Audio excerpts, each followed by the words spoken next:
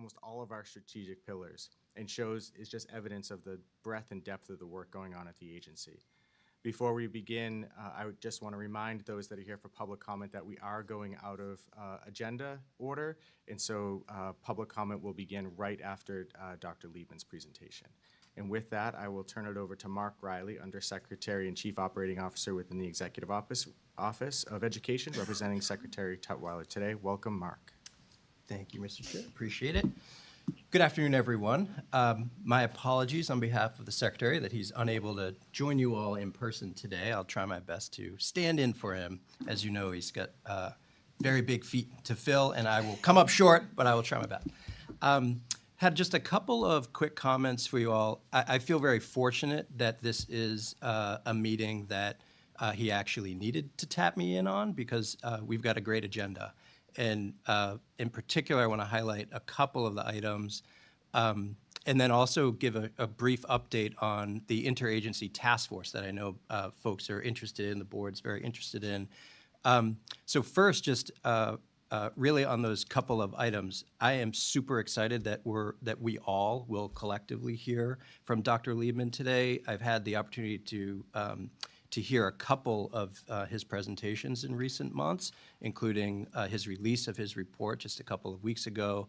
And it's really important research that sheds important direction and light on some of the challenges and opportunities that we have to advance the sector. So I'm very excited that he's on your agenda today.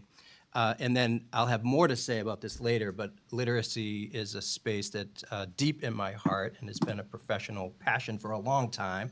So I likewise feel very grateful that the Secretary was otherwise engaged and I get to hang out with you all today on that piece as well. So we'll come back to that in a bit.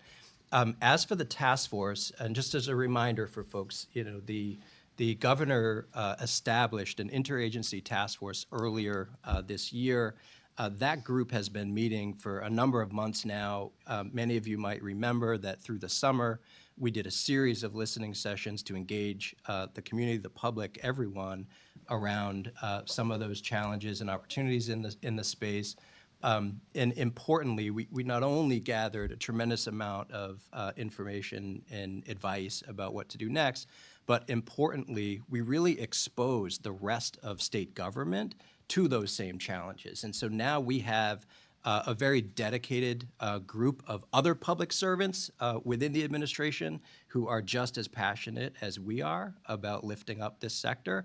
And we are now in the throes of multiple meetings our recent meetings have really focused on developing a set of recommendations, some areas that we together with our other agencies can help advance. And so I'm very encouraged both by their level of knowledge now around the sector, their own sort of independent ideas and suggestions that are now coming forth. It's a lot less, I think the commissioner would agree, it's a lot less in these more recent meetings of us kind of triggering ideas, and instead they are now stepping up and stepping into places to collaborate with us and work alongside us. So I'm really excited about the progress and some of the opportunities that we are developing now, and we'll have more details at the next board meeting in terms of some of those more concrete ideas soon, but just really happy with the progress. So I think I will leave it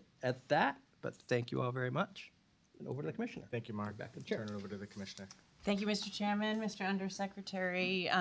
Grateful to be here with all of you today. I have a couple of quick updates and then eager to hear Dr. Liebman's presentation along with all of you. Just taking a moment to thank Dr. Liebman in advance for his work. I think it'll really turn out to be a seminal piece of research for the early education and care sector. And as we all, as a board, work towards our strategic action plan and think about what the next 5 years look like for our work and where we're headed, it really lays a very important foundation for understanding the sort of market dynamics that exist within the early education and care system and how we think about intervening in that market and sequencing our investments over time to make sure that we're addressing both the incredible opportunities that it can provide for our children, as well as the economic benefits it can provide for families and the economy in general. So really looking forward to hearing that research in partnership with all of you and having a chance to discuss it and act on it in the months and years ahead. A couple of quick updates I wanted to share with the field. We have just completed a series of provider orientations for our brand new contracts for childcare financial assistance. We had one in each region. We had nearly 300 providers participating as we launch what will be new contracts and new way of doing work together in partnership. So I want to thank all of those who participated, as well as the Family Access and Engagement team under Tyrese Nicholas's leadership. But also of note, we had everyone across the agency represented. So our licensing and field staff were there, our fiscal team was there, our IT folks were there, and this is an all hands on deck, all across the agency work to support our providers as we implement these new contracts. So I want to thank the team at EEC and also to our providers who are joining us in partnership around these new contracts. I also wanted to mention that with the changes that we are implementing with C3, we are having a very high volume of calls on our C3 help desk. So if you all are hearing about that, or folks, I just ask for some patience. We expect this to be an acute and short-lived issue as we get through the new formula and get through new recertifications, and we are doing the best we can to make sure that we're able to respond to all the questions that are coming in as we make these very important and significant changes. So thanks for your patience, and to the work of our C3 Help Desk and to the team here at EC who's helping navigate that volume of work. Two other quick updates. One is just that the scholarship deadline, so for the Early Education and Care Scholarship, we are seeing increased numbers from last year in terms of applications and participations and approvals, and we've worked with the Department of Higher Ed to extend the deadline for that through January to make sure that we can reach additional educators who are interested in participating in higher education opportunities. So you can find out more on our website, and we encourage those of you who are interested to apply for that scholarship. Similarly, the deadlines are coming up for our center-based capital grants. So in December, we have both our large and small grant applications are due, and we're encouraging folks also to participate in that funding opportunity. Our next meeting will be in Lowell. We will confirm the location with the board, and it will be on December 18th, which is a week later than our normally scheduled. We're just pushing it back 1 week to accommodate some scheduling conflicts. And finally, I just wanted to note for the board a little bit about my experience on the interagency task force.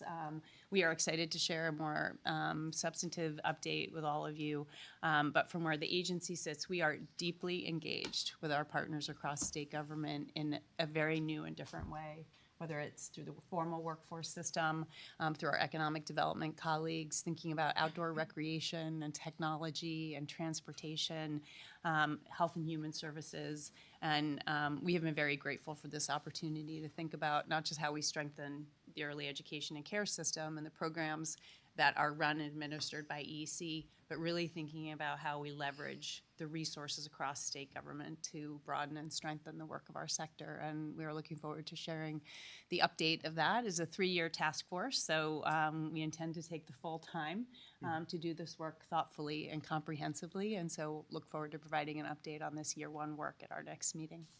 With that, I will turn it back to you, Mr. Chairman. Thank you, Commissioner, and thank you, Under Secretary Riley. As I mentioned, we're going to go a little bit out of order to respect the time of our presenter who is zooming in today from India to be with us today to talk about his work. And just that by way of introduction, Dr. Jeffrey Lieben is the director of the Rappaport Institute, and Robert W. Scrivner, professor of social policy at the Harvard Kennedy School of Government, who just undertook a research paper entitled An Economic Analysis of the Child Care and Early Education Market in Massachusetts. Professor Lieben is with us via Zoom to talk about his research. And Commissioner, I don't know if you want to add any more to that introduction. Sure. Dr. Lieben and I have known each other in the best way that people get to know each other, which is that our children went to preschool together, and have had the opportunity to know his work as a healthcare economist and as an economic advisor in the Obama administration, and have long admired his deep and critical thinking about the economics of tricky public policy situations that affect a broad-based swath of the population. And when I got back to EEC, we had an opportunity to have a conversation about the child care market and really posed the difficult question of what is happening in the childcare market, and needing and recognizing that having the thoughtful engagement of an economist to help us understand what's happening in the childcare market and how we should best direct our work. Dr. Liebman was, fortunately for us, willing to take up this latest public policy tricky question and bring the good work of the Rappaport Institute and his economic analysis in partnership with the agency. And I also want to recognize the Commonwealth Children's Fund and the Rappaport Institute who are funding this research. So we are very grateful for the work, and I am very grateful for our longstanding relationship, friendship, and work and opportunity to work in partnership. So that. Great. Am I driving? Here comes the moment where we make sure the Yeah. technology works. So bear with us for 1 second, which I'm sure, there we go. There we go. Right. I think that looks like me. So can you hear me? We Yeah, can. you can. All right. Good middle of the day, I guess, to all of you. Let me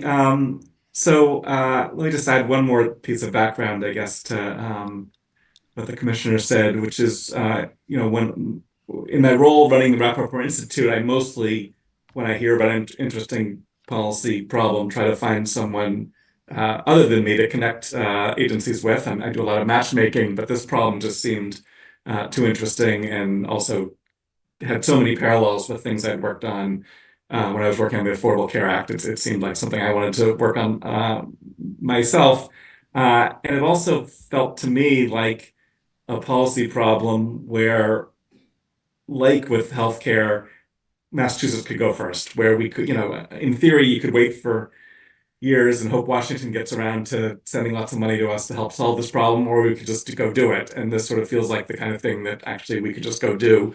I talked to all of you, I guess, or I know there's been some turnover in the board, but I talked to you 14 months ago when we were just getting started. I think I mentioned that as part of my motivation as well. It just feeling like a thing where the Commonwealth, there's no reason why the Commonwealth couldn't just decide we wanted to have the best early education system, just like we did with healthcare and health insurance, and decided to have Romney Care before the Affordable Care Act existed. So am I right that I do not have to drive the slides here, seeing that I see a slide there, or what's? I will drive, and you will let me know when you would like me to change the slide, Dr. Liebman. Okay, that is good. Just let me do one thing over on my other screen here so that I can see the slides one slide before you know what's coming up here. Okay, so let's go to the next slide, and I just want to add a couple more thanks to the ones that have already been mentioned, and that's to the Department of EEC, which has been incredibly helpful in answering endless questions for me about how the system works and in sharing data. And also I want to say thank you to two truly excellent research assistants, Megan Sway and Eva Mammon, who did a lot of the work that you're about to see. Okay, so let's go to the next slide, please. So the analysis here took a few things as constraints.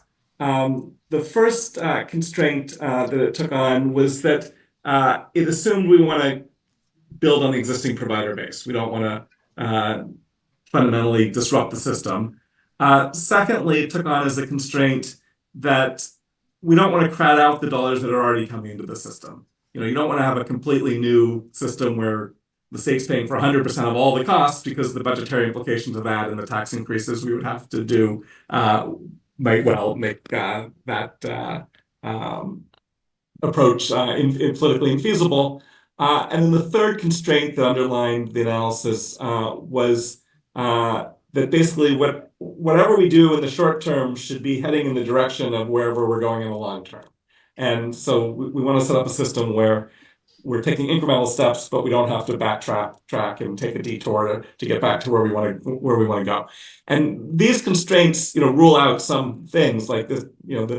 Something that would not be consistent with this would be saying, hey, let's just have the public school system run a system starting at age 0 for everyone and have it fully publicly funded. Like that wouldn't be consistent with this set of constraints. And so I just want to emphasize that I was the analysis is all within a perspective that is defined on the slide. Okay, let's go to the next slide. Just say I'm going to talk basically about three things today. One is why it is that there needs to be a public role in early education. The second is what is the current state of the early education care market in Massachusetts.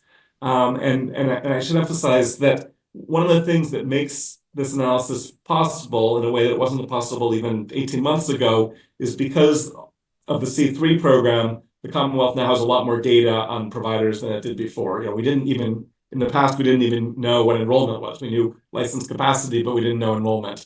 We certainly didn't have a good comprehensive set of data on the wages being paid to providers. And so a lot of what I'm going to show you is only possible because the C3 program has collected data that didn't used to get collected before C3 existed.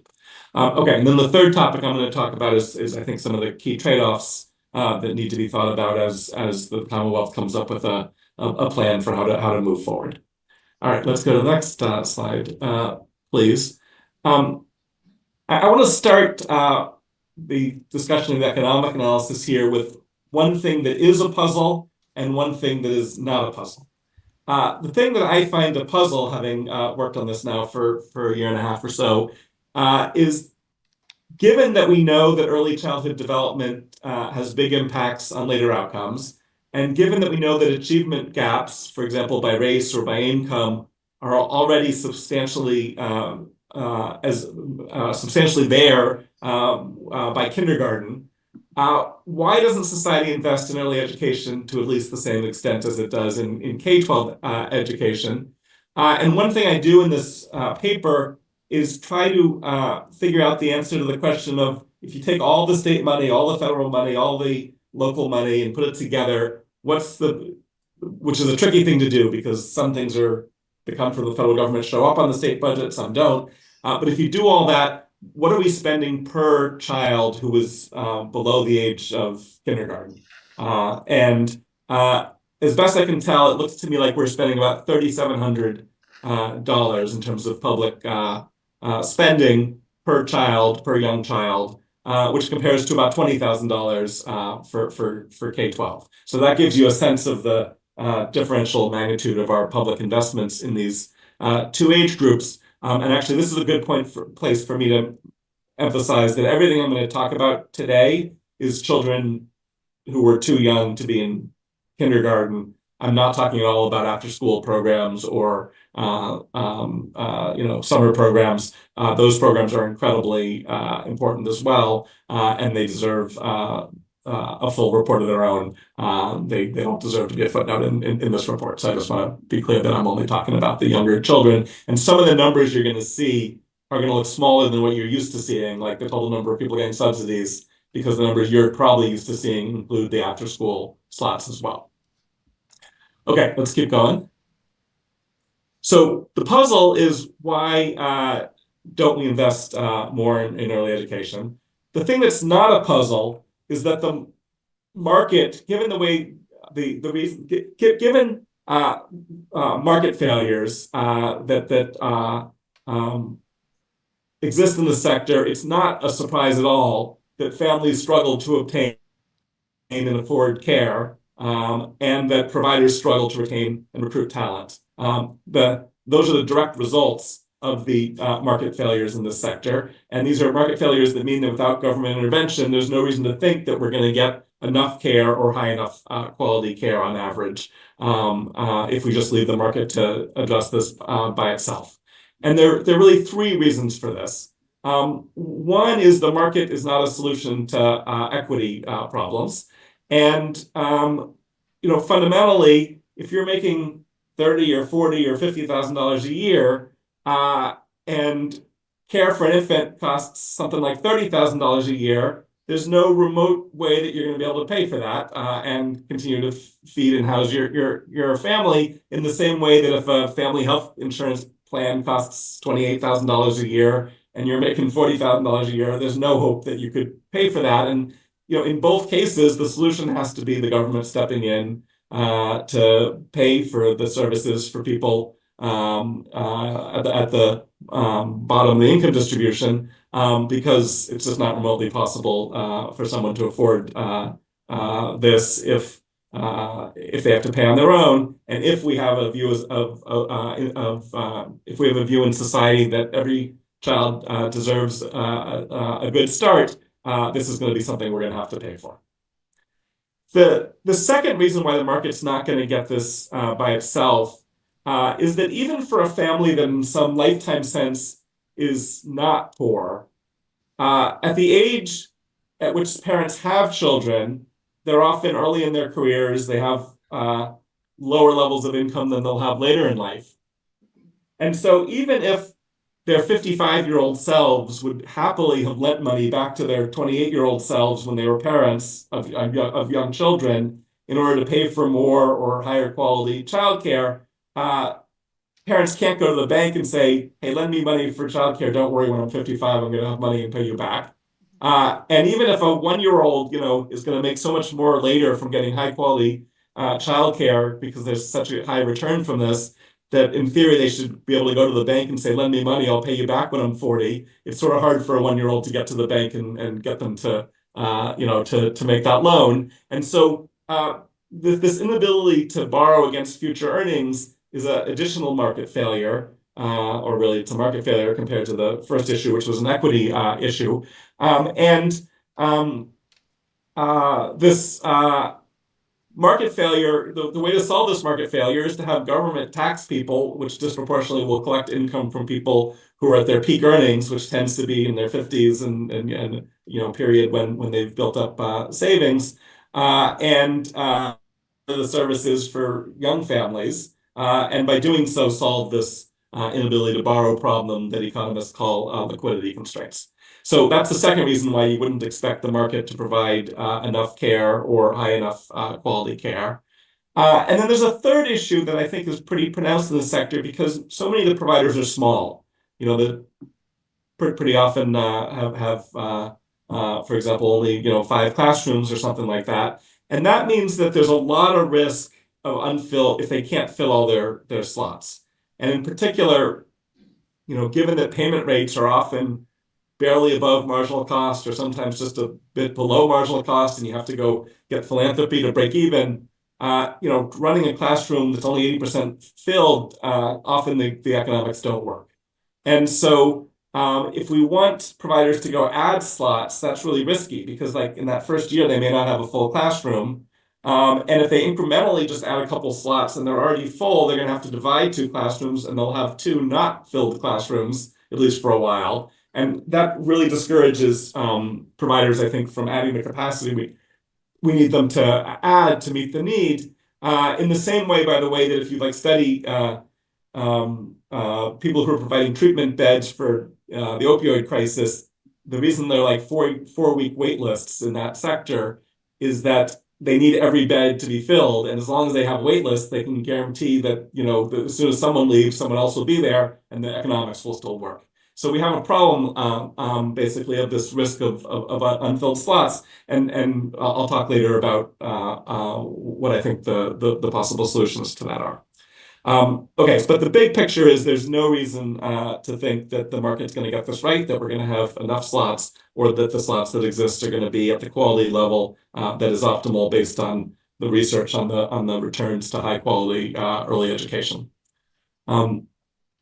Commissioner, should I just keep plugging away, or should I pause at various places where people might want to ask questions?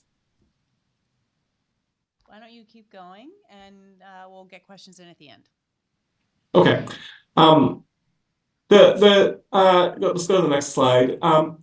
So the main reason to provide more and better childcare is that it will lead the children who are in that childcare to have better life outcomes. But those aren't the only benefits. Having more comprehensive early education and childcare system will reduce gender disparities in the labor market. It'll also lead to higher employment, particularly for women, and a larger state economy. And in my report, it's hard to do a precise prediction of this, given that we don't know what the exact reform is that we're considering. But I sort of do some illustrative calculations that suggest that if we did a pretty comprehensive expansion of the system, you might see the state economy being 0.5% bigger, and you might see a couple $100 million of additional state revenue coming in from the extra workers.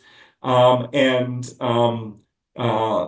the way, some of the additional state income would go to businesses. The most of it would go to the people who are newly in the labor force in the form of higher wages. But anyway, the 200 million in revenue could partially offset the cost. Suppose that some reform plan was somewhere between $1 and $2 billion.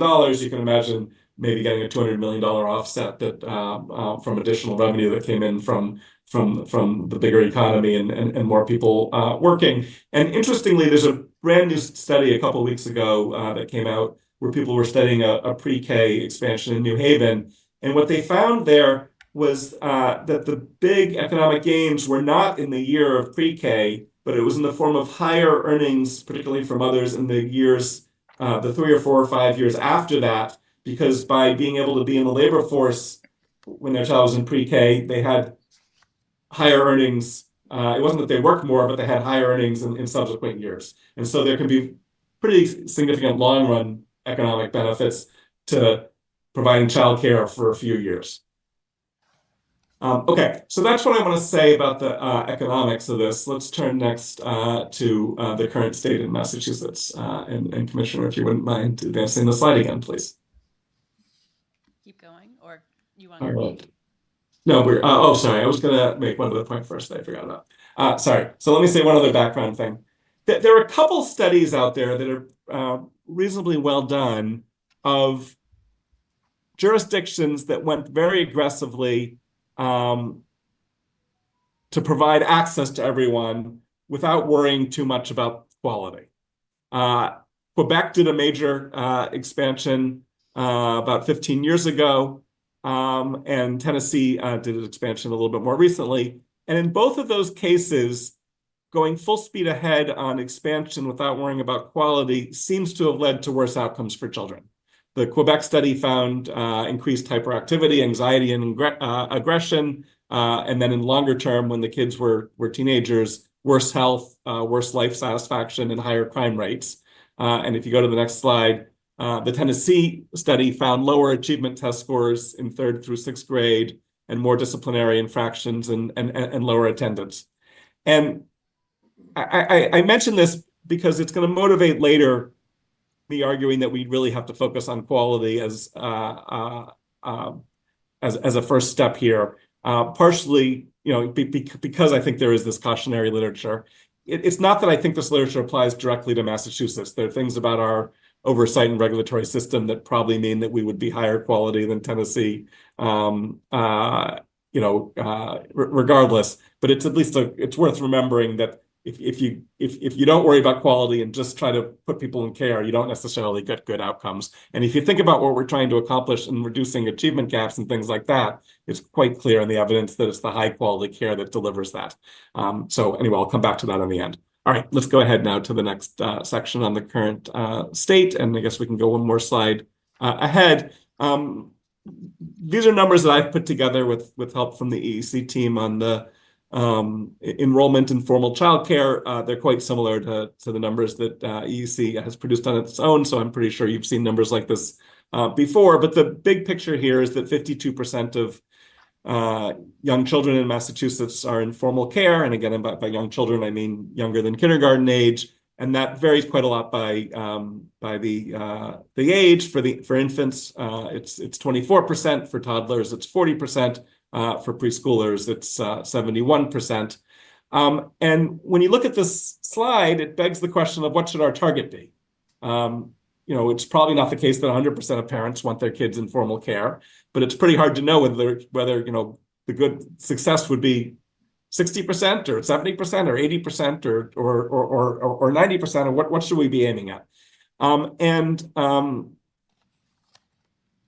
So to try to get at this issue, I first looked at some existing research, and one piece of research that I found very suggestive and helpful was a piece going to the next slide by some colleagues at the Harvard Ed School who did a study about 5 years ago of Massachusetts families of 3 and 4-year-olds.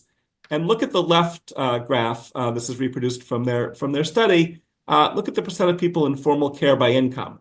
And what you see is that in the bottom income quintile, about 61% of families are using formal care. And in the top 2 quintiles, about the same, almost exactly the same percentage, 62%, 63% are using formal care. But in the middle, there's a lot less usage of formal care. And what is probably going on here is that at the top, people can afford care. At the bottom, they're getting subsidies. But in the middle, they can't afford it and they're not getting subsidies. And looking at this chart, that tells me there's a lot of unmet need that, probably with appropriate financial assistance, the folks in the middle in the second and third quintile there would be using just as much care as people in the first, fourth, and fifth quintile. So that was suggestive evidence, I think, that there's a lot that if we could provide it and subsidize it, people would use a lot more care. But I was still having trouble making progress on this. And so I decided to field my own survey. And so in the first couple of weeks of October, I worked with MassInc to field a survey of 1,000 Massachusetts mothers of children between 0 and 4, and asked them a bunch of questions. I'm going to put out a separate report on this survey in 2 to 3 weeks from now. But one of the key questions we asked was, if childcare were free, would you use, if you weren't using it at all, we said, would you use paid childcare? And if you were using it, we said, would you use more paid childcare?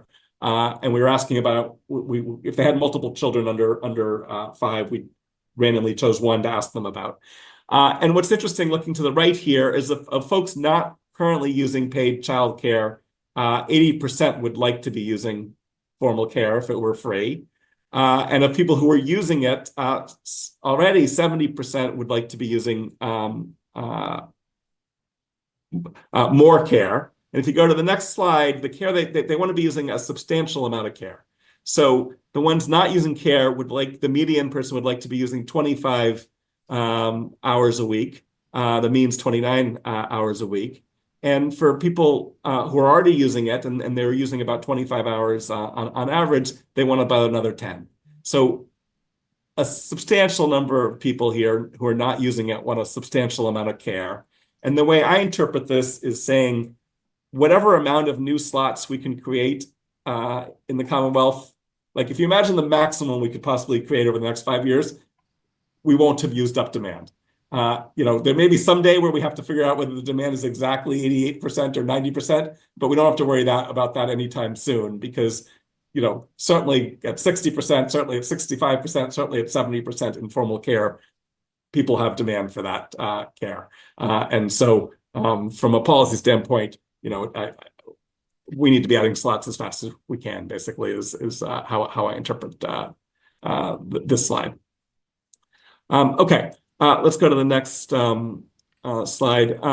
I think I will spend less time on this with this group, because I know you already know about the issue where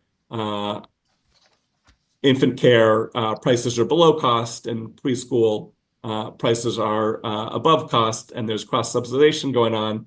But it's important to remember that this cross-subsidization raises issues when you think about how to expand slots. Because, for example, if you pull the preschool slots away from the childcare centers and put them in the schools, now you could end up destabilizing the, if you didn't do something about the rates for infant and toddler care, you can end up destabilizing the system. And so, in general, getting us closer to paying prices that are aligned with costs reduces the chance of us setting up perverse incentives where people supply only disproportionately preschool and make profits, but also it reduces the risk of destabilizing the system. Okay, let's keep going. Okay, I'm not going to go into the details here. I've mentioned the total per child. If you want to see exactly how that breaks down across the different programs, you can look at the report, but I'm not gonna belabor the budget exercise I did to figure out all the different public sources of funding. The one thing I will say is that because about half of kids are using formal care, even though $3,700 sounds like a small fraction of, say, $20,000, which is like an average cost of care, for the kids using care, we're spending about $7,400 per child, because those dollars are going to the ones who are using care. And so government sources are paying about 40% of the cost of the care for the people who are using the formal care. Okay, let's keep going. All right, the next thing I want to talk about is the early educator workforce. Again, I'm guessing this board knows a lot of this. There are about 40,000 early educators in Massachusetts, lead teachers. In the spring of 2024, their median hourly wage was $21.50, meaning a full-time salary of say 2,000 hours a year would pay them about $43,000. Assistant teachers full-time make about $35,000. Assistants in family-based programs make about $31,000. On the face of it, those are incredibly low wages that explain a lot of the turnover and recruitment challenges. But beyond that, as I was starting to do work on this project, I kept hearing anecdotes from conversations I was having in the field with providers, that they were not only losing talent to the K-12 system, where people are paid a lot more, were compensated much better, but they were also losing people to places like Best Buy in a way that they hadn't been before. And what center directors were telling me is that Best Buy now pays more than they do and has more flexible hours. We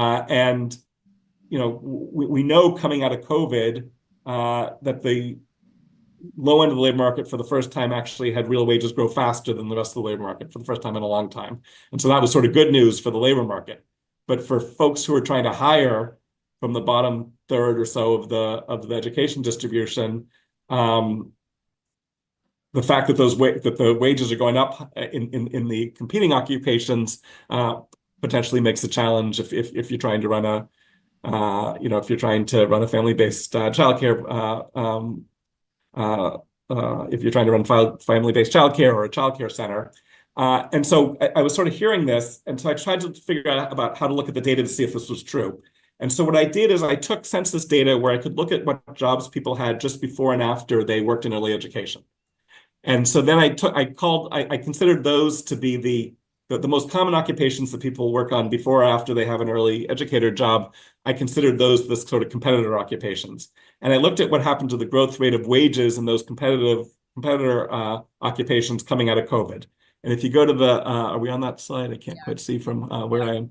But if we're on that slide, you can see that waiters and waitresses, cashiers, nursing aides, maids and housekeeping, they all have had earnings growth faster than early educators since COVID. In some cases, quite a bit faster.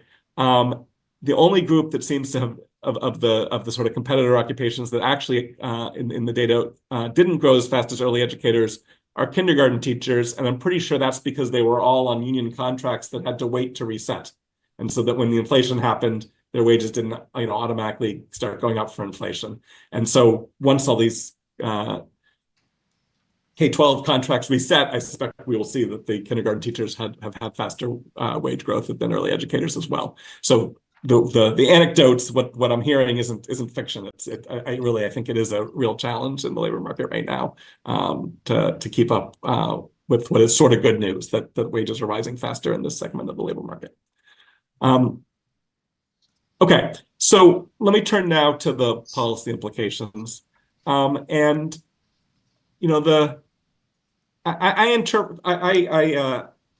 think this standard, a pretty standard version of what many of us say we're trying to accomplish in policy in this field is that we want to make affordable, high quality childcare available to all, And I think that has four components to it. One is raising quality.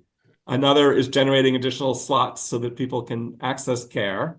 A third is making it possible for families who currently cannot afford formal childcare and therefore aren't using it to afford it. And a fourth is that for the families that are currently able to afford childcare and are paying for it but are struggling to do so, we'd also like to reduce the burden on them. So I think those are sort of four policy objectives we might have. If you sort of think about addressing those, I think there's a natural sequence to how one would want to do this. I think you need to start with wage increases to stabilize the workforce so that the sector doesn't degrade any further, to increase quality so that we're sure that we're actually doing good for kids when we're expanding slots, and to even make it feasible to expand, because if we don't raise wages, we're not going to be able to expand classrooms because center directors aren't going to be able to hire anybody to fill those classrooms. And so I think there's a natural sequencing where the wage increases go first, and along with the wage increases, we should be able to expect things in terms of quality, in terms of additional training and certification, which we should both be able to expect in exchange for higher wages, but also become reasonable to expect with higher wages, because if we're paying people enough for this to actually be a long-run career, then it makes a lot more sense to expect people to invest in their skills if they're going to stay in this career for longer. Now, we have obviously another huge problem, which is there are all these folks on the wait list who want to be in care, but they can't afford it. And so what we got to do is create slots for them and subsidize those slots. You can't just subsidize the slots without creating them, because if you do that, you'll give people vouchers and they'll go try to find care and they won't be able to find it and they'll be frustrated. And in fact, that's what's happened in Canada, where they went very aggressively into making care incredibly affordable, but they created demand that exceeded the pace at which they could add new slots. So it seems to me that what needs to happen on this end is we need to add slots and we need to add subsidies in parallel. So you decide that you're going to add 10,000 slots this year, do the things necessary to bring those on board, and at the end of the year we should be providing 10,000 more subsidies. And it looks to me like we need to be providing twice as much CCFA spending, or at least twice as much CCFA slots as we're doing right now to come anywhere near to meeting the need in the state right now for people who want care but can't afford it. So I would start with wages, then you start bringing on new slots, and as you bring them on, you simultaneously, or maybe with a 6-month lag, so the slots are there, and then you would bring new vouchers or other subsidies on board. In terms of the wage increases, so go all the way to the, well, actually, so you can stay there for a second, and then I'll tell you what to look at. The challenge with wage increases is you want to subsidize wages in a way that the workers capture the higher wages, not the employers. And so you could run into a problem where, let's say you used an earned income tax credit-like mechanism and had the state just pay each early educator $3 an hour more. The providers could cut their wages by $3 an hour, knowing that they're already willing to work for that previous wage and capture the subsidy. And there's evidence this has happened with other kinds of subsidy programs. And so there's a solution to this, which is basically you subsidize wages and you set a floor. You set basically a minimum wage for educators so that the employers can't respond to the wages getting subsidized by cutting the wages they're paying and getting people back to where they started.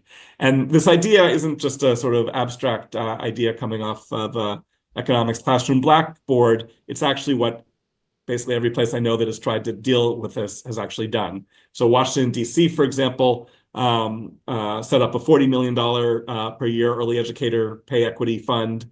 And by the way, they're about a tenth of our size of the state of Massachusetts. So if you think about that, would sort of be like a $400 million fund here. So what they did is they paid the providers. They said, here's money to raise wages. And if you accept this money, you have to pay a minimum salary. And you can see for a lead teacher with a BA, they actually went pretty high. The salary was $36 an hour. For a lead teacher with an associate's degree, $31 an hour. You can read the rest of the table, but they combined basically having the government pay for the increment in wages, pay fully for the increment in wages, with a requirement that the provider actually pay on this new wage scale, which isn't that different from what we do in K-12, where there's a negotiated wage scale that every educator is on. Similar thing has happened basically in every Canadian province since their big expansion of support for early education. And if you think about doing this in Massachusetts, you'd have to decide what your target was for the wage increase. And this slide illustrates a few possible targets. You could imagine $5 an hour just because it's a round number. You could imagine offering the same annual pay as a starting BA teacher to an early educator with a BA. So remember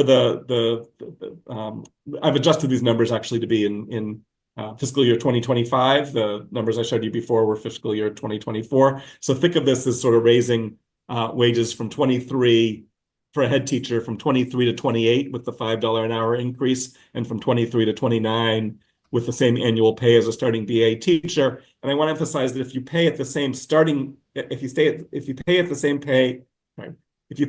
annual pay as a starting BA teacher, that means you're paying at 10/12 of the hourly pay, because the early educators are working 12 months and the K-12 teachers are working 10 months. If you wanted to go all the way to pay the same hourly wage as a starting BA teacher, if you look at the teacher salaries come from taking a random sample of school districts in Massachusetts, you'd pay $35 an hour. And you can see to the right the budgetary cost of doing that. So, the same annual pay as a starting BA teacher would be about $500 million a year in additional state costs if the state were to pay for that. All right. Just thinking that how much do you want me to sort of is this enough, or you want me to keep going? I don't want to crowd out all the discussion. Do you have a couple key conclusionary points you want to make, Dr. Liebman? Yeah. I mean, I have more to say about how you would encourage folks to add slots, and how to think about trade-offs in income-based subsidies, which is obviously a key issue that the agency faces, not just in terms of expansion, but in responding to the legislative guidance to think about different thresholds. But that's all readable in the paper. So maybe I should just pause here, and we can have a discussion. And if anyone wants to talk about those topics, I can go into more depth on them. Any questions?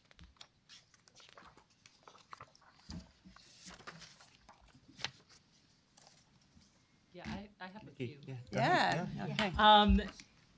So the first is just more of a question that's not actually about your research, but just the research that you cited from the Harvard Ed School. And my understanding was that the percentage of low-income children that receive subsidies is actually pretty low. So I was surprised to see that the percentage of low-income kids that receive care is as high as 60%. So can somebody, and maybe it's not you, Dr. or perhaps somebody else who can just explain the discrepancy there, just because it was my understanding that in terms of the percentage of low-income children that actually receive a subsidy, it's nowhere near 60%. I mean, it's like 12% or something like that. It's pretty low. Can't right? remember what the exact percentage is, but if you're So here's my guess of what's going on. I'd have to dig deeper to give you a firm answer, but my guess of what's going on here is two things. One is these are 3- and 4-year-olds, so there are a bunch of public pre-K kids in these numbers. And the second thing is I think there's a chance that well, no, I was going to take a guess about the representativeness of their sample, but within income group, it should be fine. So pre-K is part of the answer, but it may not be all the answer. But I can go back and look at the paper and maybe figure out the rest of the answer. Yeah, it could be that pre-K has expanded more quickly in lower income areas. That could be As well as Head Start. Yeah, and Head Start, And yeah, of also there's course. private subsidies in the market too for lower income families. Oh, that's true. There are, yeah, but a pretty low percentage, I would guess. Okay. So this isn't just Yes. subsidies from childcare financial That's true. assistance. This is Yeah. sort of the access to formal care. Yes. And Yes. so Which that- I was pleasantly surprised, honestly, to see that it was as high as 60%. Okay, next question. Did you consider anything around expanding FMLA to sort of offset some of the higher cost care for the youngest infants? I mean, it's the most time intensive and cost intensive care that is in the system is for that sort of under age 1 group. And given how sort of intensive it is there anything to be gained from any expansion of FMLA to cover folks to care for their children for longer? Yeah, so that's a great question. So the report goes into that a little bit, but where I go into that a lot is in my survey. And so I asked a lot of questions of particularly mothers of kids who were younger, but even the older ones about what they would have preferred in those younger ages. So I do a bunch of hypothetical questions like if the state government gave you the choice this year between free full-day childcare at a childcare provider or receiving X dollars of a cash benefit so you could afford to stay home with your child, which would you choose? And then I randomized the X between 5,000, 10,000, and 15,000. And so I have a bunch of data on that will be in the report that'll come out in a couple weeks. But I think your general point that, first of all, I think people have a wider variety of tastes for what setup they want with their child in the first year or the first 15 months than later.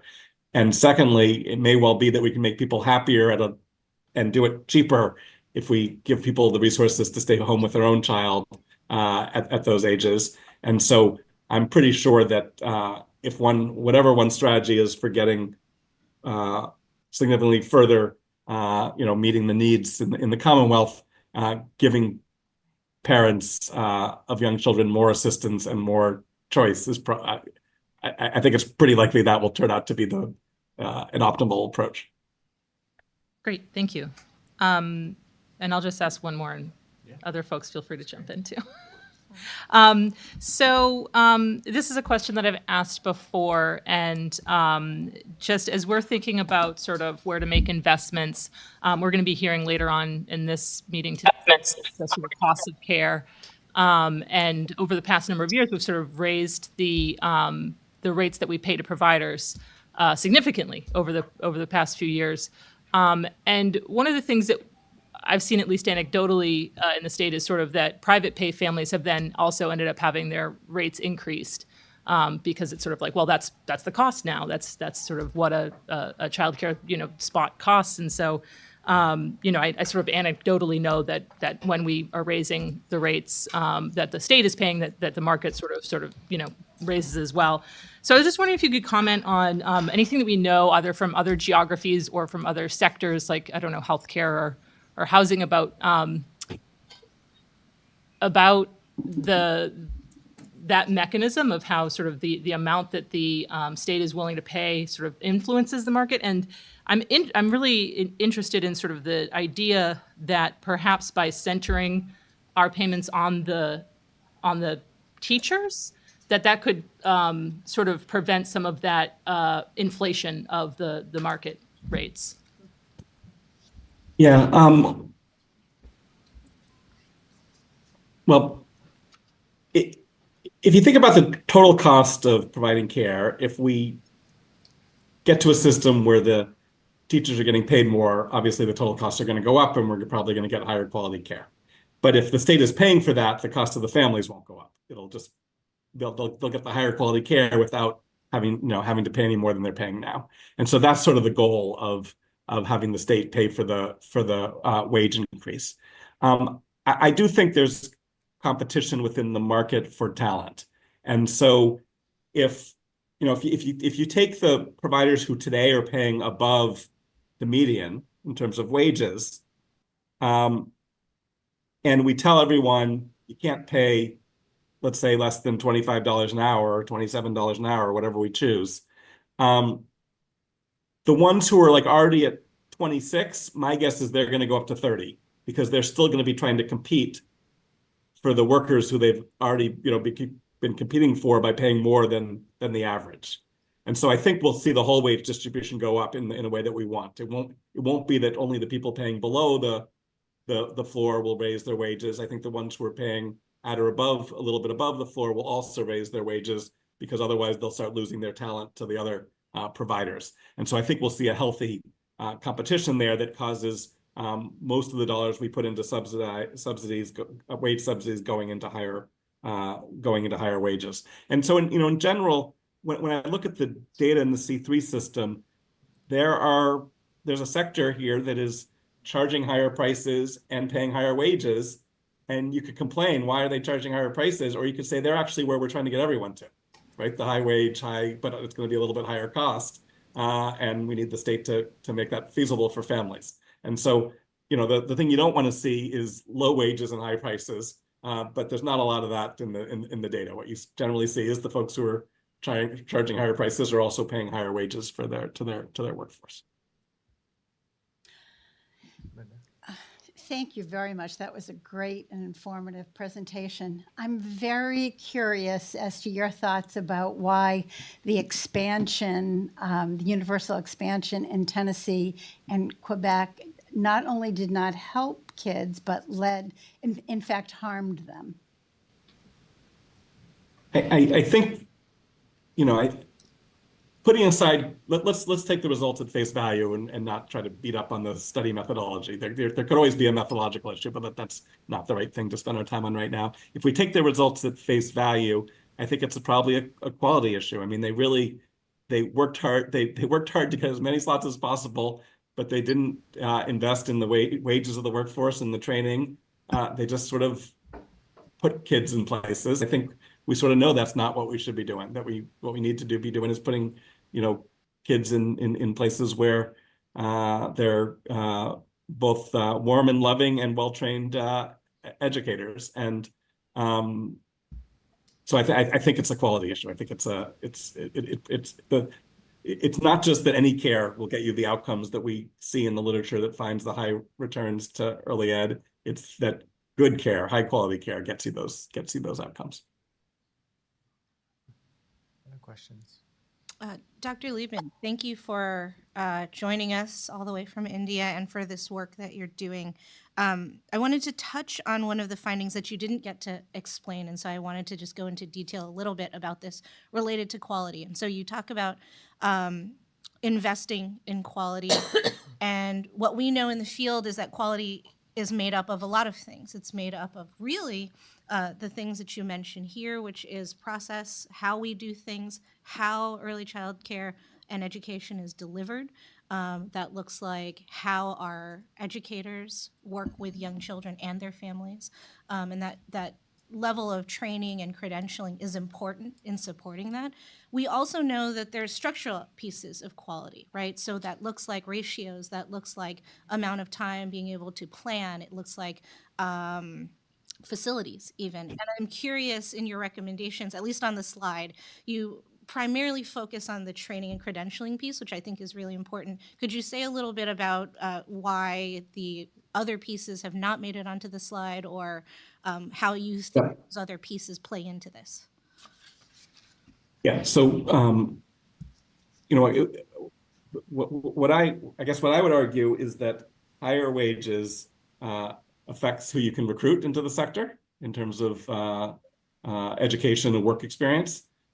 It affects who you can retain in the sector, and whether you can retain people so that they build experience and become better at the work over time, and they choose to invest in their own skills because it's going to be a career. And on top of that, we almost certainly have to, as a Commonwealth, put more dollars into the training and credentialing system in order to make it possible for people who to get the training that they need. And so I think it's a combination of the stable workforce, the recruiting, and the actual training and system itself. But you're right, there are other components of that, as you say, like the particular curriculum or the classroom environment. I am certainly not the person to weigh those things. There are people who are true experts in early education who can tell you a lot more than that. But I guess I would say that what I was thinking was broader than just the training and credentialing. It was the other effects of raising wages as well. Thank you.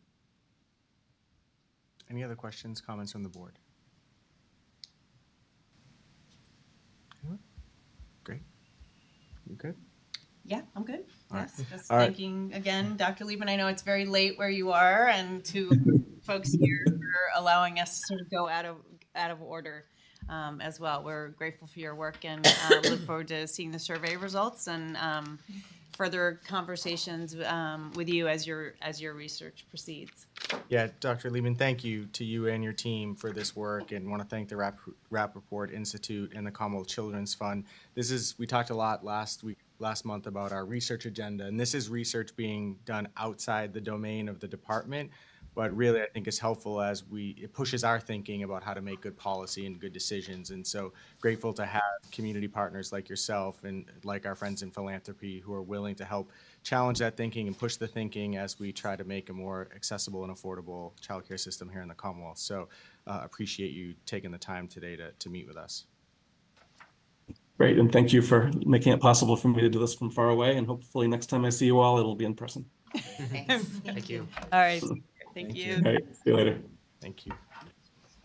All right, we're going to move to the public comment portion of the meeting. I'd like to call up Robin Meyerowitz. We'd ask that you keep your comments to 3 minutes. As Robin comes up to the table, I do want to acknowledge. Yeah, right there. Yep, great, thank you. As Robin sits, I just want to acknowledge that the board has received public comment by email, and it's been distributed to the board prior to the meeting. Robin, 3 minutes is yours. Thank you for Welcome. listening. Good afternoon. My name is Robin Meyerowitz, as you heard. I'm the director of Maimonides Early Childhood Center in Brookline, Massachusetts. We are one of the only schools in Brookline that offers vouchers, and we were the first, and we're very, very proud of it. We think it's really important to make all different types of socioeconomic backgrounds, families, able to go to our school. And as we began accepting vouchers, more and more people want vouchers. And so one of my assistants, her name is Sarah Tridell Lamport, uses a voucher to send a 4-year-old daughter to school. Before this, she could not work and she could not go to school because she simply just couldn't afford it. And now she's working and actually helping me tremendously. One of our star teachers, Molly Zazzara, she uses vouchers for all 3 of her children. She went back to school. She's getting her master's degree in education. And she's only able to do that because her children were in school. So she's bettering her life, and I have a great teacher. It's a win-win. But now we have a problem. We have a new teacher. Her name is Yael Bavli. She's a permanent sub. She has a 2-year-old daughter. She can't send her child to school because she's waiting and waiting and waiting for vouchers. And she just keeps calling and keeps praying, and her child has nowhere to go, and we can't use her more because she doesn't have a voucher. We have another person, the Cohen family. The husband called. They have 3 boys. The husband called every single week over the summer, begging, like, please get us on the list. She's also a sub for us. They're both educators. They can't afford to send all their children to school, but they need to work, and they're waiting and waiting for vouchers. Another family, I'm just giving you some examples. The Amore family, the husband lost his job. They have 3 children in the school. The mother is a teacher. They're existing on her single salary. Hopefully he'll find a job, but meanwhile, they're in line for vouchers too, and nothing's, moving, as you all know. Finally, I have a personal testimony from my assistant, Esther Barth-Galibov, who's out on maternity leave right now.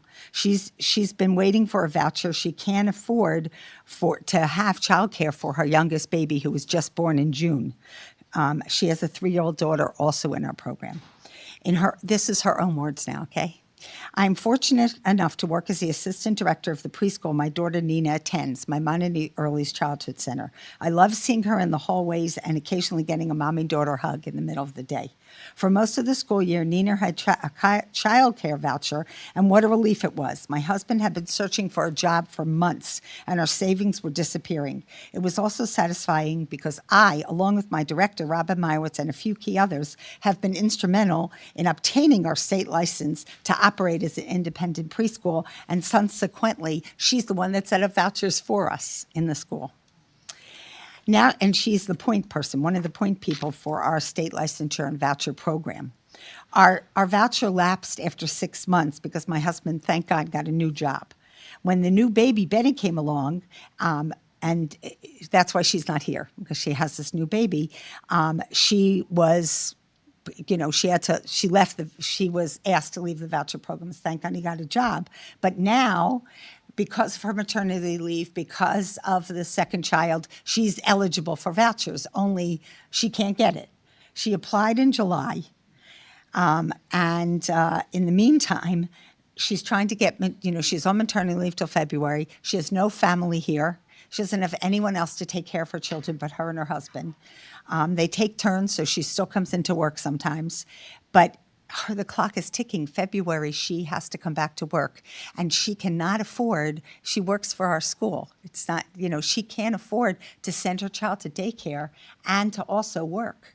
But her health insurance, her pension, she's been with me for 10 years. Everything is caught up in our school. And she will lose it all if she can't get vouchers because she doesn't know what to do with her little baby. We don't start until 15 months, and her baby's only 5 months. So the stakes are very high for us. She's been with me for 10 years. She started everything with me, and she'll lose it all. She knows that her situation, while idiosyncratic, is not unique. She knows that there are others.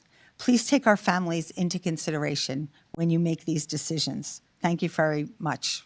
This is from Esther for for listening to her. And what I say to you, all of you, is thank you for listening. Thank you for having vouchers, because it's honestly a wonderful thing.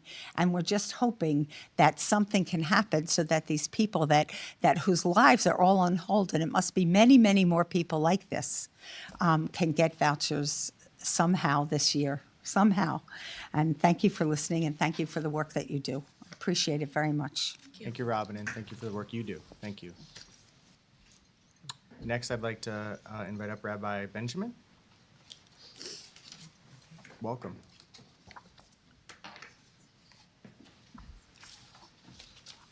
Good afternoon. Thank you for having me speak. My name is Rabbi Mermelstein. I'm executive director of Torah Academy, which is in Brighton.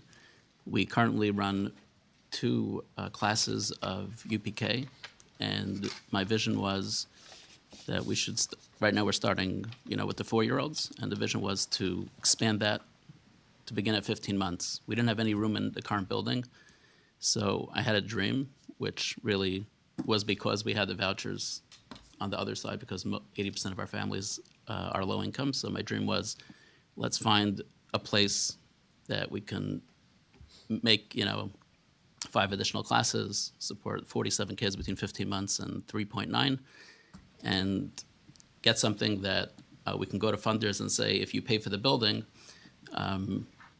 after that we can run a program. It's not going to make money, but at least it could be sustainable. That was the plan. We've gone through many bumps along this path. The mayor's office, neighborhood services, has been very good to us and tried to push, on the construction side. We basically bought a 2-family in Brighton Center that we'd like to open in 6 weeks because the construction will be done. But the problem, similar to the previous presentation, is that, and didn't show up, it didn't come into Dr. Libman's presentation, is what do you do when your teachers are moms? So, a teacher is not just looking at how much money they're making, they're also looking at what are they going to do with their kids if they're a teacher, right? So if we can somehow if we're able to accommodate our teachers at least with vouchers, we'll be able to open in 6 weeks. You know, during the summer, the mayor's office said, please don't sell the building. Like, we need the center in Massachusetts. And I guess all I'm asking is could we consider a way to, you know, we're starting with 25 children. I'm sure there are other centers that are in the same situation. Could we figure out a way to at least get the vouchers moving for the priority for the EEC teachers? It will allow us to open, allow us to continue. And I think, to Dr. Libman's point, if we're not able to do this, in all likelihood, we'll have to go to, we'll call it not the more profitable per se, but we'll probably have to just go to the preschool level, right? We really wanted to expand it. That was our vision. And I appreciate all of you and everything you're doing to make all this possible, and whatever you could do would be very grateful. Thank you. Thank you, Rabbi. Next, I'd like to invite up Donna Danette. And Donna, as you come to the table, just want to thank you for submitting the testimony last meeting. I think the recording and the findings of some work that research you did with directors. So just want to thank you for sharing that with the board as well, and welcome today. Thank you. I've put my heart and soul into my center. I'm so broken inside. People are so overwhelmed, and our field has such little resources to help. We're all living our toughest times in this field. Just don't know how much more we can take of all this. I'm exhausted, and I don't know how to keep moving forward. I'm at my breaking point. 6 different ECE program leaders said in just the last 6 days. Good afternoon, and thank you for your continued commitment to listening to the voices from the field. My name is Donna Danette, and I'm the Executive Director of the Children First Center in Granby. As noted, thank you, just prior to last month's board meeting, I shared materials from a presentation that I gave on the September 30th call entitled Pouring from an Empty Cup. This presentation was based on a survey that I created and shared across the state with my colleagues. The survey quickly received almost 140 responses, and the data mirrored and amplified what I had been feeling in my own position, despite being comparatively well-resourced at my location. The topic of the call that morning attracted over 130 people. Directors came to hear their struggles represented and beg for solutions and support. Many more couldn't make it due to being understaffed. Others wanted to be here today and sadly reported that they couldn't leave their centers. It's tough to advocate for yourself and your industry when you're exhausted and at your breaking point. The purpose of my survey and the resultant presentation, and of my being here before you today, is to shine a light on a danger to our sector. Together, we have prioritized the heart of our work, children and families. That's our why, our collective center. As we examine the system that supports that work, we recognize that our educators are the ones who are sometimes quite literally holding these children and their families. Widening our focus to include educators has resulted in efforts to improve their pay, benefits, and access to training and education. I'm here to ask us to widen our perspective once more, to ask ourselves, who are those holding the ones holding the children? And how are they doing? Collectively, how are the ECE program leaders managing in these challenging times? The answer is not well. 72% of respondents were considering leaving the field. Some thought about it daily. My outreach and experience shows me that an affordable, accessible, high-quality system of early education and care is quite literally held together by program leaders who are overwhelmingly exhausted and burnt out. After having led our field through a pandemic and been left with funding and staffing crises, and a measurable increase in behavioral and mental health impacts on their work from the children, families, and educators that they hold daily.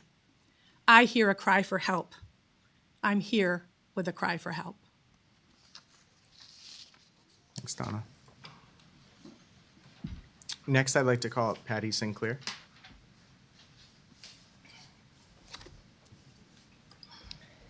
Good Good afternoon, members of the board. Thank you for the opportunity to have me speak today.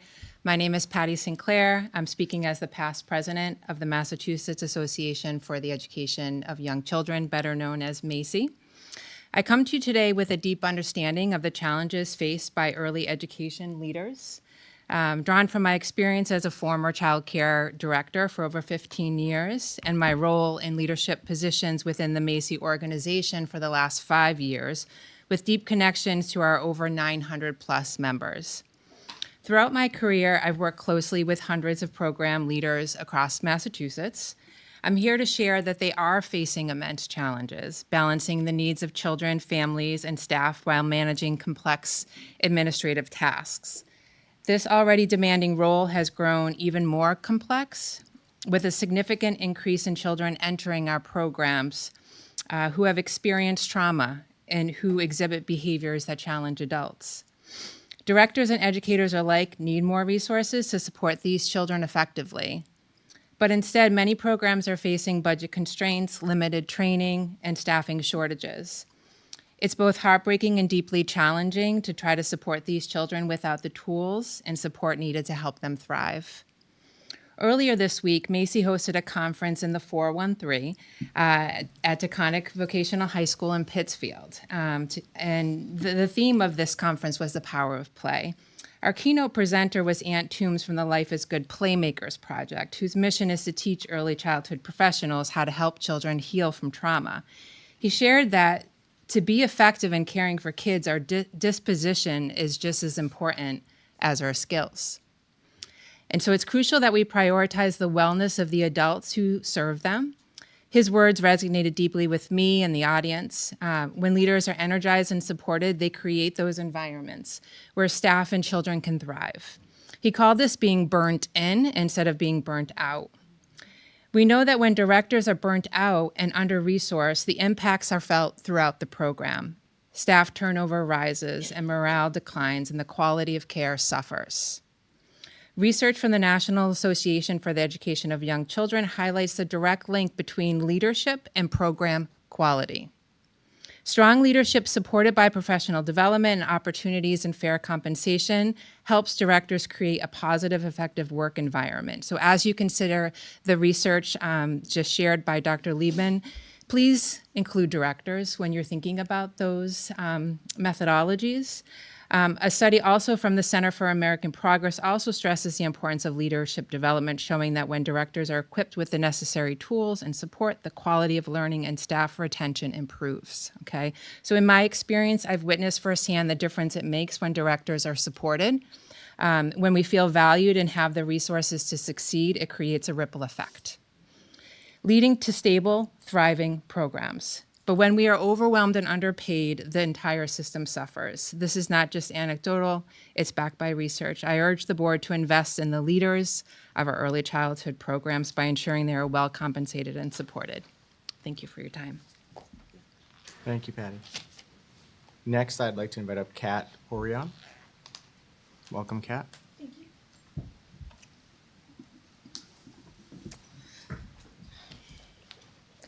So, my name is Kat Horion. First, thank you for this opportunity and all the unprecedented attention to the field of EC in the last few years. Though more can always be done, these efforts do not go unnoticed, and they certainly don't go unappreciated. I've been in the field of early childhood education for well over 20 years. I'm currently the executive director of the Children's Center of Brookline. TCC. TCC was founded in 1970 and serves 29 students daily, ages 15 months to 5 years, and supports roughly 35 families annually with research-based education at its core. Our families represent a wide financial spectrum, from our students participating in the state CCFA voucher program all the way up to middle and high-income working families and everything in between. It's because of our small size that we're able to meet the needs of this diverse community in a personal and meaningful way that extends beyond the classroom to the greater community. We are open 8 a.m. to 4:30 p.m. year-round, and we cost just under $2,000 a month, making us one of only a few full-day, full-year, predominantly outdoor options in the greater Boston area, accessible to working families in need of full-time care on a budget. Children thriving in natural environments that provide real materials is not new. This has been well researched for many decades, and the number of outdoor nature-based schools across the country is growing every day. Despite this, as a director, my work in particular often feels unseen and overlooked.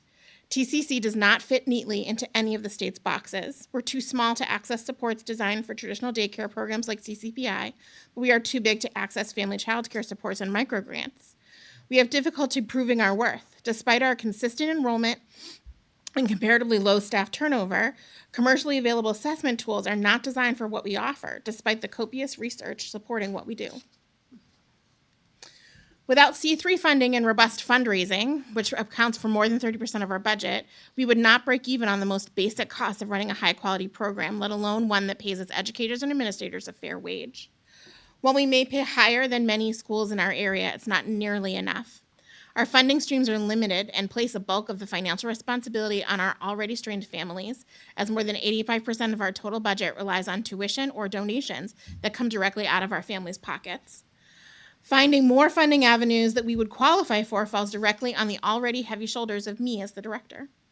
This is in addition to our efforts to support, train, and financially compensate our staff, which also fall directly on the backs of myself and the meager administrative team at TCC, most of whom are also full-time classroom teachers who have only taken on administrative duties in an effort to advance their careers.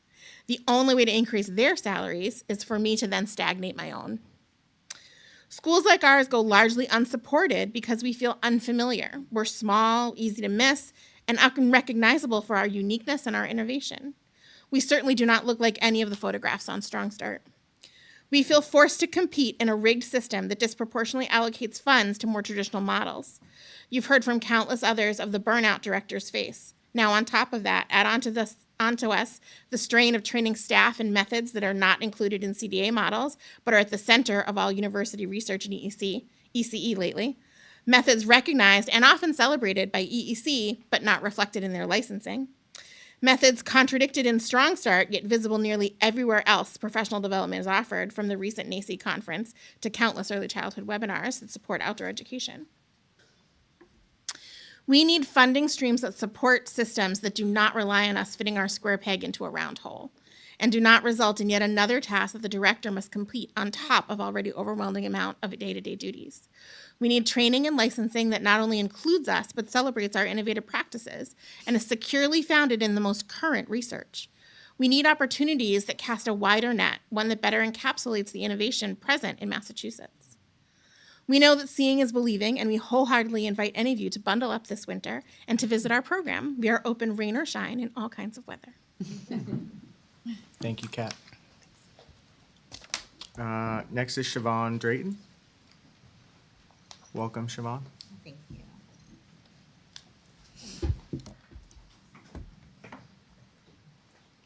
Good morning, Commissioner, Mr. Chair, Mr. Undersecretary, and members of the board. My name is Siobhan Drayton.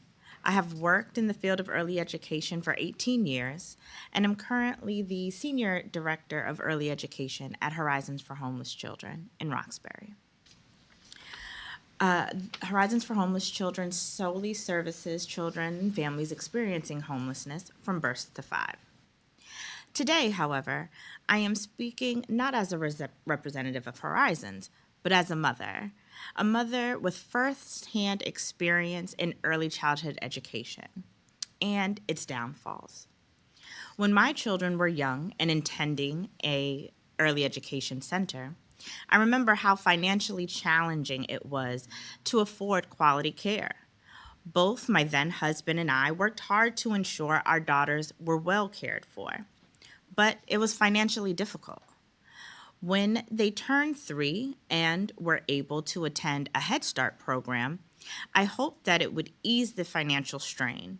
However, I soon recognized that it didn't make much of a difference, as I had to enroll my children into Head Start's extended day program, which came at a cost. The cycle of hoping for relief only to find the financial burden continuing until my children were in grade school. For much of that time, over 75% of my household income went towards their childcare. This is all while I was working as an early educator in the classroom. As the board reviews Dr. Liebman's report, you'll see that my experience is far from unique, though my experience did take place over 20 years ago now. His research shows that similar challenges are still persisting today. How can that be? I urge you to begin with a deeper analysis of Mr. Liebman's report as it continues to unfold, as it is essential to understanding and developing tangible frameworks that can bring economic stability to the vital field of early education. Members of the board, please consider my statement and how individuals at this table can help to support this effort. Thank you so much. Thank you, Siobhan. Is anyone else in the room here for public comment? I think I have everybody that signed in. Great. Thank you to all of you who joined us today, and I appreciate the patience as we did go out of our normal order today. So thank you for the commitment of your time to be here with us. We have one piece of routine business before we take a 5-minute break. We have before us the minutes of the October 9th, 2024 board meeting. Are there any additional additions, corrections, or additions to the minutes as presented? Hearing none, I'd like to make a motion to approve the minutes of the October 9th, 2024 board meeting. Can I have a second? Second. Second, Dr. Lucas, thank you. All those in favor say aye. Aye. Opposed? Any abstentions? One abstention. Great. And the minutes of the October 9th, 2024 board meeting are approved. At this time, we'll just take about a 5-10 minute break. We'll call you back in a few minutes. Thank you.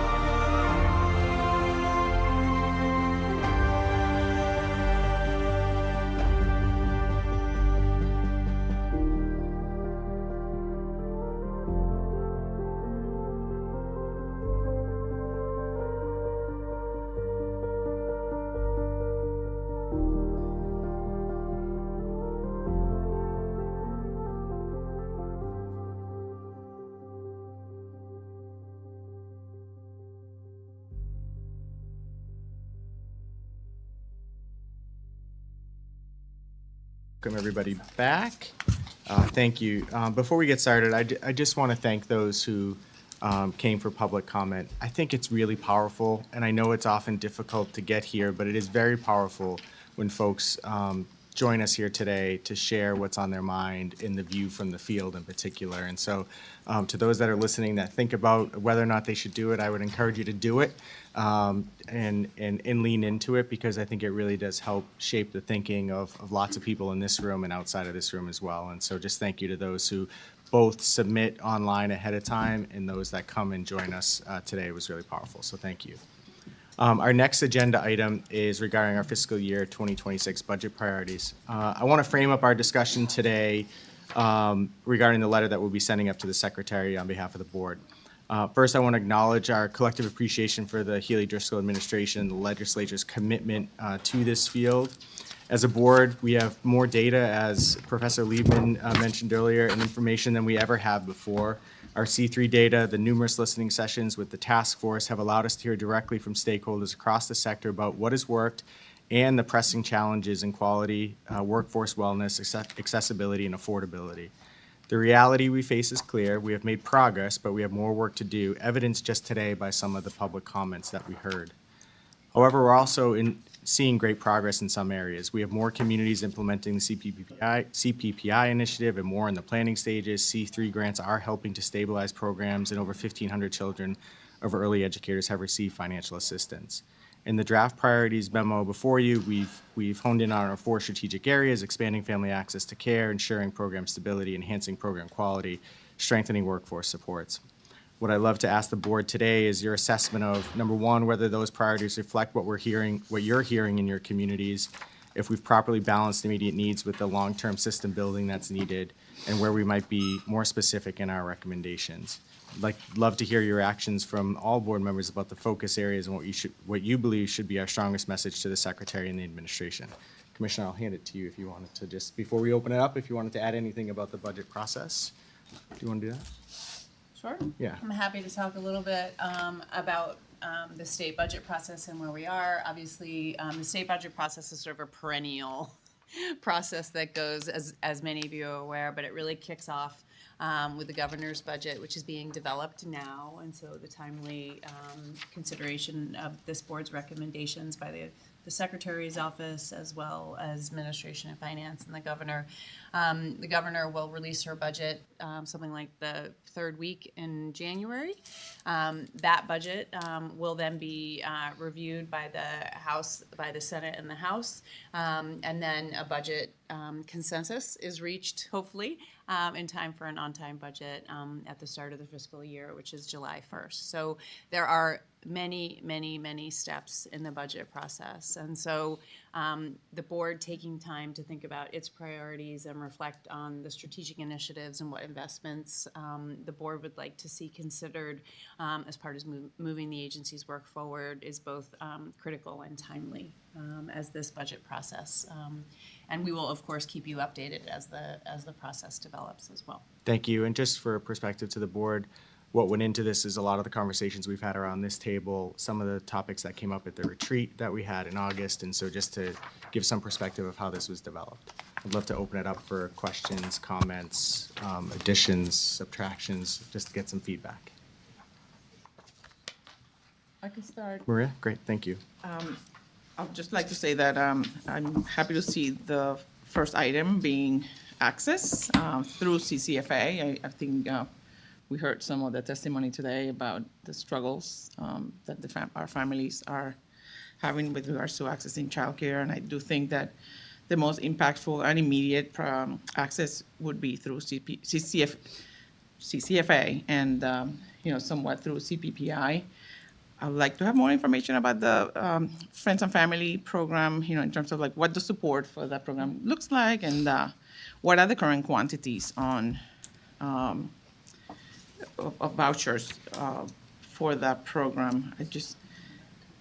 I'm just thinking about I'm not talking about importance of programs. I'm just talking about priorities, because again, we have to start where the need is really, or where the wound is really deep right now, which seems to be in families trying to access care. I am, this list looks pretty comprehensive, but I guess I will advocate for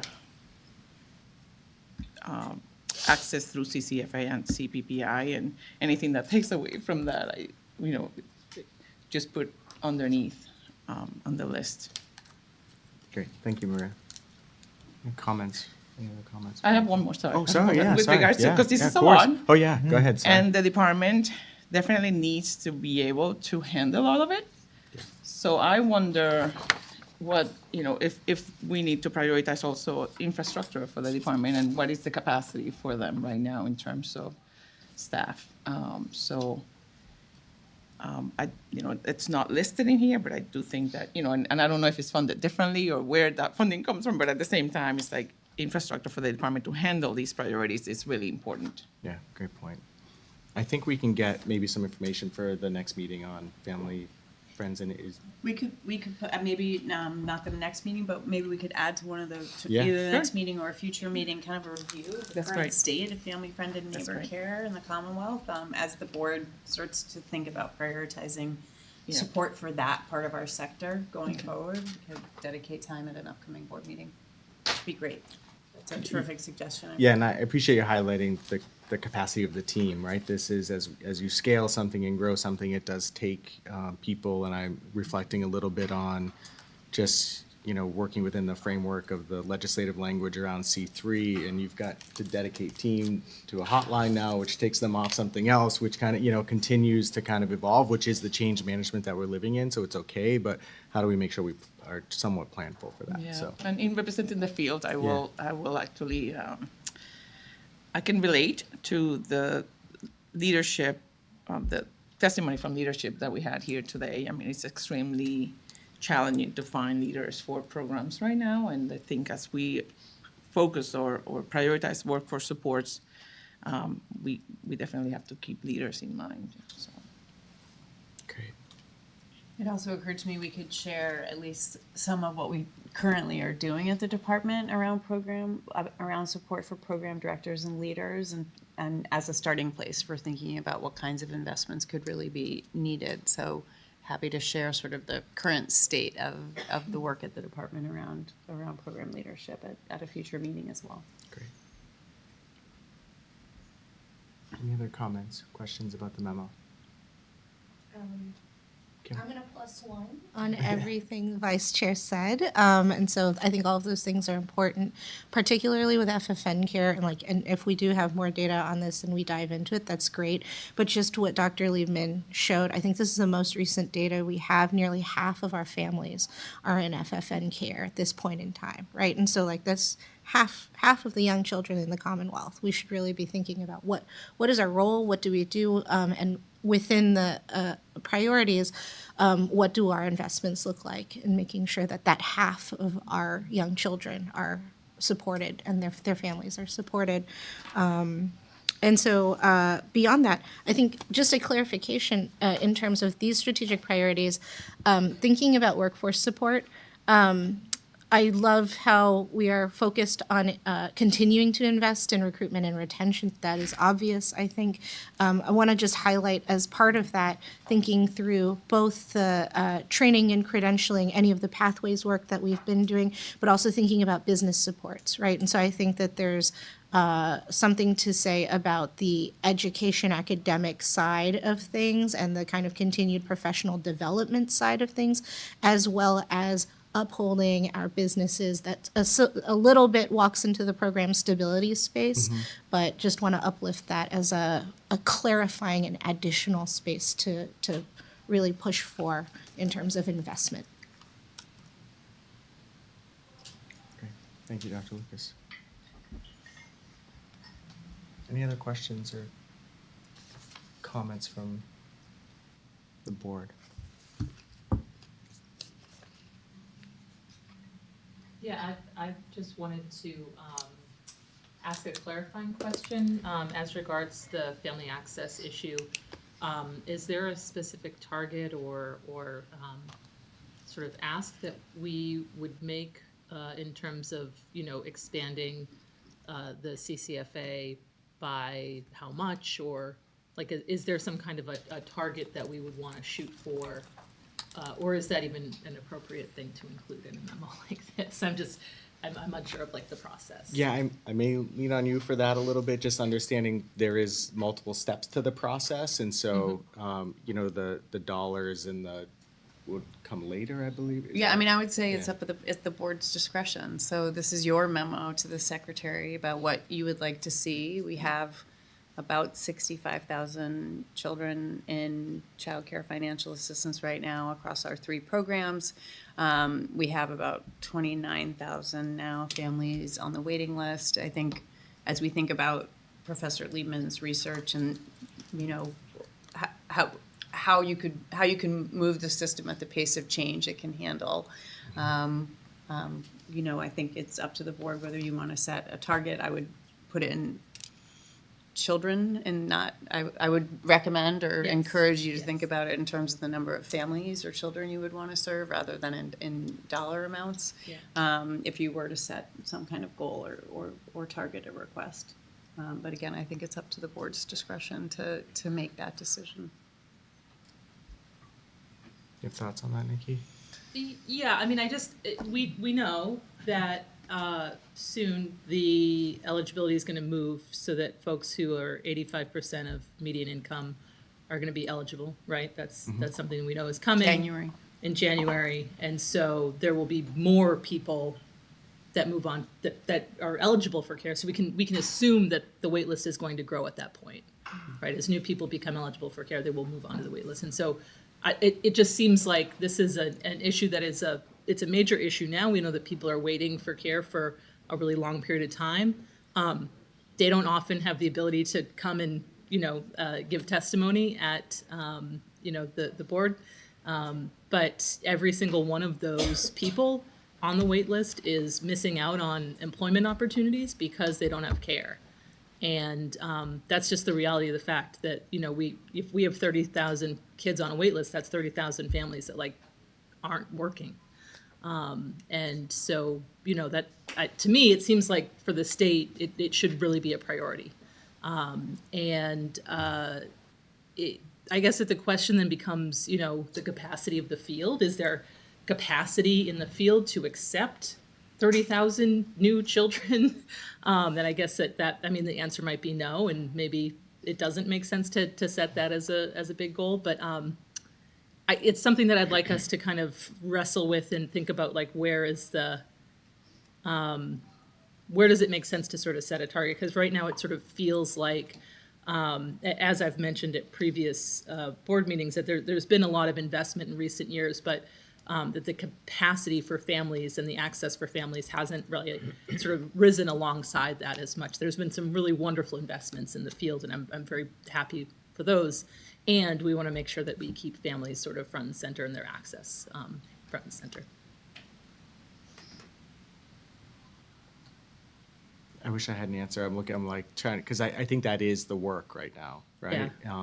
Yeah. And it's, there's a couple of different levers there that I think we need to look at. I think your capacity question, the workforce, like it all rolls into the same strategic discussion, so. Do we know anything from C3 about the sort of capacity in the system right now? Like, is there?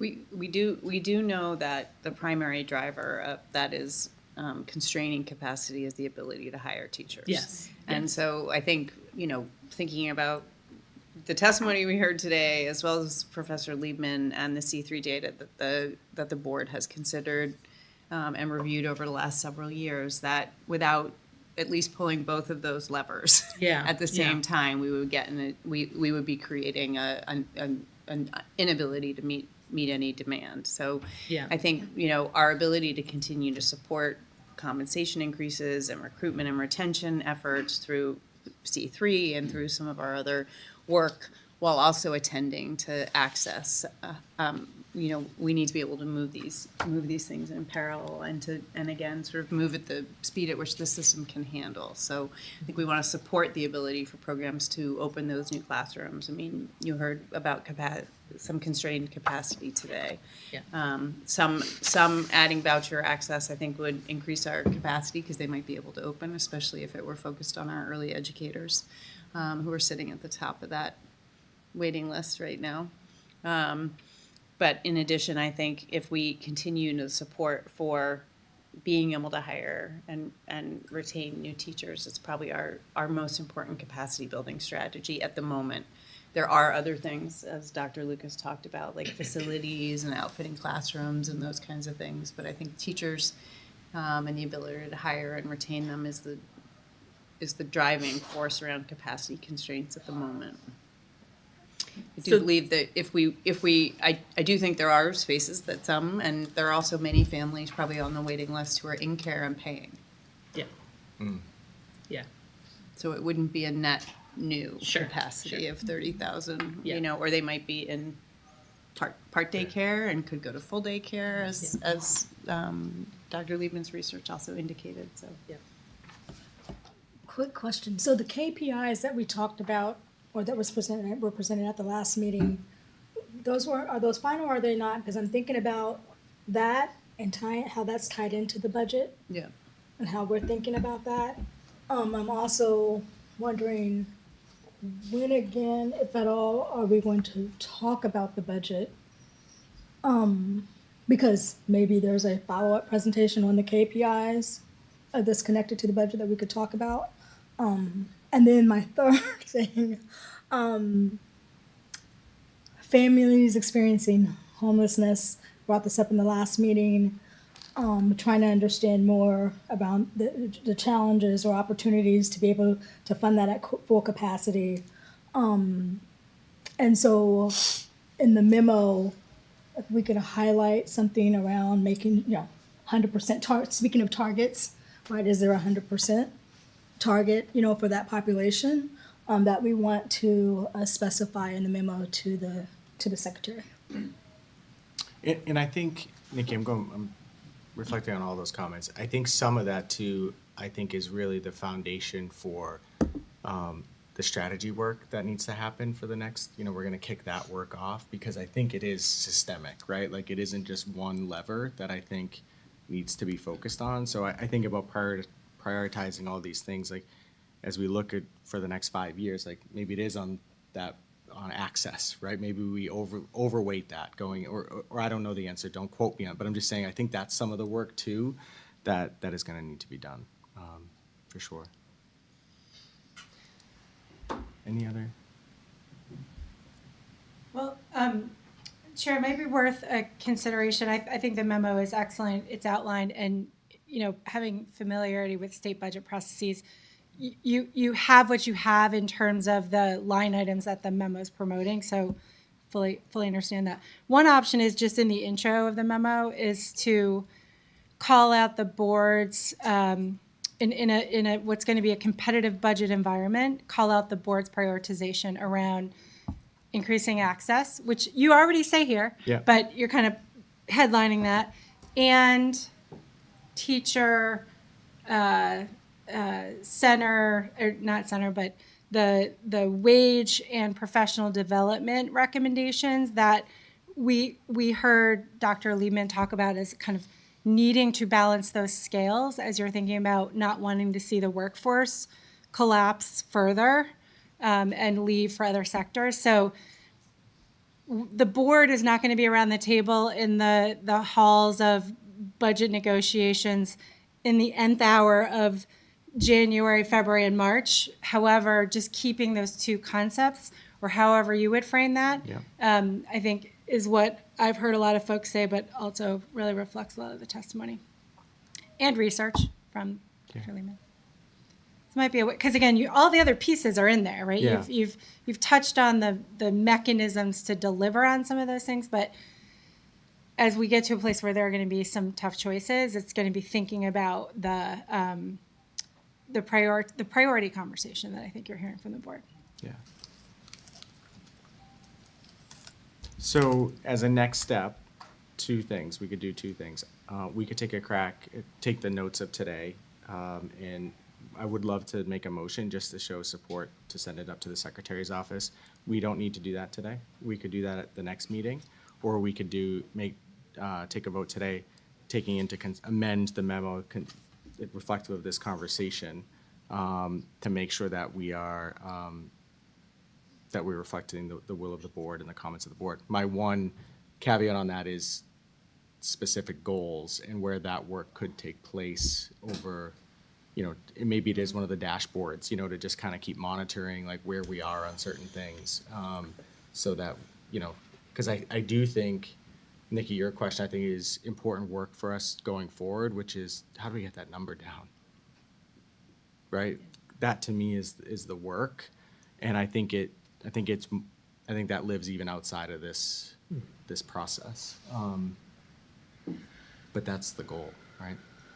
I think it's twofold, right? I'm hearing that like we want to decrease the number of families on the wait list, but in order for us to do that in a quality way, we also have to increase support for the workforce, and that's where the quality piece comes in. You want it to be quality, and the other piece that I'll just mention is that the people shortage is not unique to the early education and care space. We're seeing those shortages too in the K-12 space and in the adult space. I mean, I work in Health and Human Services, and we have significant workforce challenges too. So, yeah, and I mean, quite honestly, and we're all competing for individuals that are finding that it's more cost-effective to work in other industries. So that's a real challenge. And so how do we make the space that we're trying to fill more attractive to people in terms of long-term investment of their time, right? And I think that ways to do that could be through higher education, grants, things of that nature, because it's almost like, if you could do something that's less demanding and gives you more money, right? Versus something that's providing less money, is more demanding, but is, in my opinion, 1,000% more rewarding. There's trade-offs that people make. And so how do we make our industries across the board, right, more attractive to people that they want to come and do that, or at least for a period of their life that they want to do that, right? And a lot of time it's the younger folks that sort of, maybe they're thinking about going into teaching, so they'd like to try early education and care first if they could get some money towards their tuition. Do you know what I mean? Like sort of, it has to all be more of an integrated process rather than, early education loses people to the K-12 space because they can get more money and better benefits. Do you know what I mean? So it's we're all competing for the same people, which is to care for our children and adults. I've got this image of scales in my Yeah, head, I know. right? Like, because it is really about that. It's and with a pool of resources, that this board can advocate for, but doesn't control either. So it's Right. it's the tricky part of the process right now. I'm trying to think of the right next step. Why don't I? I guess the question there procedurally or Yeah. process-wise is, are we supposed to have the budget there before December? Because the governor's making her Yeah, proposal I- in January, and our next meeting is not until December 18th. Yeah, I think So the- that's further down the road than we want to be, right? I think to amend, I'll go back and work with the team here and rewatch the meeting and amend the memo to kind of reflect, I think, the prioritization of the priorities, which is what I heard, and to also, I think, which I think highlights your question too of like that wait list and that access question. And I do think, just to address everyone's comments, I do think as we think about the KPIs and the dashboard, how we integrate that more into this meeting so that we can track all that stuff on a regular basis as well. So, I think what we could do, if I could just make a suggestion, Yeah. is we could vote to approve the memo as amended by the Yep. chair to reflect the conversations of today's board meeting. And then that would give you the latitude that you need to make that, Yeah. while also allowing us to move the memo forward before the next board meeting. Does that Seconded. work for the? Yeah. Wouldn't take that as a motion. Do I hear a second? Second. Second. All those in favor say aye. Aye. Opposed? Abstained? I'll still abstain. Yes, great. All right, thank you, guys. This is Coming my important. way either way. And, you know, as a takeaway, I think, you know, we'll work on the calendar of do this. Like, we're building new norms within the board as well on the way that we engage in this conversation. And so thinking about the calendar of the year, probably move this up a little bit to give us a little more freedom to ask some really probing questions and to really develop something more robust. Is that Yeah, is that and fair? direct the department to Yeah, go bring yeah. back recommendations. That Yeah. makes sense. Great. Next on our agenda, I'm gonna, is literacy launch and early literacy. I am gonna offer the floor to Undersecretary Riley to offer some opening remarks as our panel comes to the table. Thank you, Mr. Chair. And I think we're about to, I'm not sure who has control of the slides. Is it you now? You do now. Yeah. Maybe I do. Oh, here, How's that? here you go. You want the picture? But we actually do have that very first slide is perfect. Okay. Is that great? Yeah. Thank you, Commissioner. Well, as I said at the beginning of our meeting, really excited that you all will get to hear a little bit more about Literacy Launch. You might have heard a little bit about it so far. This is a topic that's near and dear to me. I spent about a decade of my career before coming into the Healy administration focused on early literacy. And so got a few things to say about it before our team, with all the details, provides some greater information for you. Early literacy is one of the key areas that we continue to see challenges and inequitable gaps, both nationally and here in Massachusetts. Our administration is not shrinking from that challenge. Thankfully for early literacy, we have the research backing of what actually works and the partnerships and now some resources to move in this deeply important area. The Healy Driscoll administration proposed Literacy Launch to permanently transform early literacy learning in Massachusetts, reading from age 3 to grade 3. We're giving schools and educators the tools and resources that we know work, including professional development and coaching, high-quality, evidence-based materials, and systems of support. The governor included Literacy Launch in her budget filing last year, and we are grateful that our partners in the legislature appropriated $20 million for the first year of this initiative. It's a significant down payment on our students and their future, as well as the future and competitiveness of our state. One of the most important parts of Literacy Launch, as you'll see in just a moment, is the cross-agency nature of the work. So in addition to the robust work happening in the K-3 space, this is an effort to ensure that our pre-K learners also have access to developmentally appropriate evidence-based literacy strategies as well. So we are prioritizing early literacy for the simple yet profound reality that establishing literacy skills early is not only a foundation for the remainder of a student's education, it becomes a foundational marker for the remainder of a student's life. We owe it to our students to get this work right. There's more that I could say before handing it over to our experts. Maybe what I'll just say briefly is also appreciation for the talented folks you're about to hear from. We spent a lot of time together on Zoom calls across both DESE and EEC over probably longer than any of you really wanted to work with us and figure it all out. In developing what you're about to hear the details of, these are exceptional public servants who care deeply about early literacy and have been at this for a number of years. And now I've really put you up there, so it could be hard to deliver, but I think you can do it. So I'm happy to turn it over now, I think, to Jocelyn to proceed next. Thank you, Undersecretary. Thank you. Or I'll let you introduce, but just by saying that, I'm really, really grateful for our partnership with the Department of Elementary and Secondary Education and to Catherine Turka for being here with us today. So I know you'll have a chance to introduce yourself, but we are thrilled to be as part of this partnership and really kicking off this work to support our workforce as well as the children and families in our system. So, Jocelyn. Thank you, Commissioner. I'm very happy to be here to introduce Catherine Tarka and Jennifer Crandall. Catherine is the Literacy and Humanities Director at the Department of Elementary and Secondary Education and has really been leading the literacy launch effort, thinking across the full spectrum. And Jennifer has been working very closely with Catherine around the preschool pre-K component of the work, which is where we'll focus our attention over the rest of the presentation.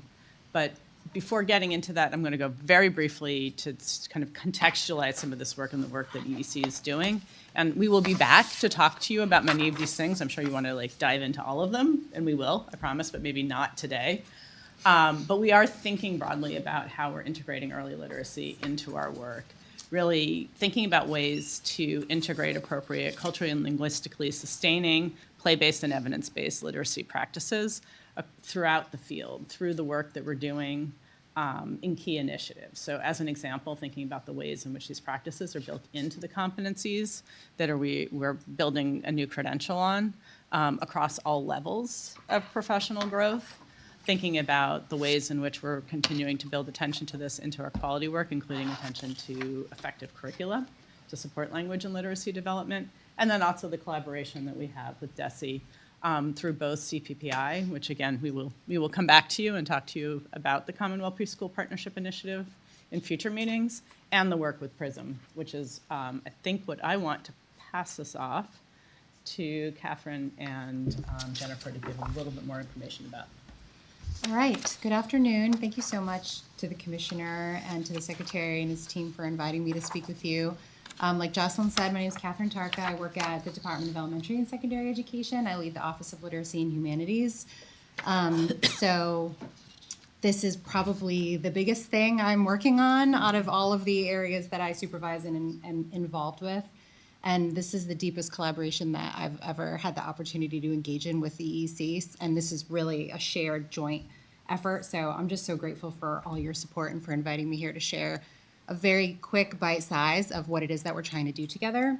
So Mark mentioned that we have $20 million allocated this year, and we hope that that level of funding will continue or maybe even be increased for a couple of years. So I want to give you a quick overview of what we're doing with the funding, the programs we're investing it in. So first is a system of statewide professional development. A lot of our K-3 teachers have not had the opportunity to update their training when it comes to early literacy instruction. A lot of teachers and administrators in K-3 are saying, we would really love the opportunity to get some high quality updates to our knowledge of language and literacy. And we know that that's a need in the pre-K space as well.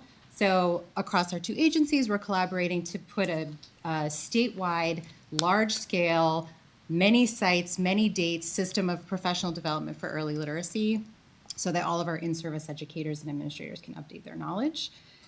We're also supporting the educator preparation side of this work. So a lot of our educator preparation programs have mixed approaches to how they prepare teachers in early literacy. They're asking for support.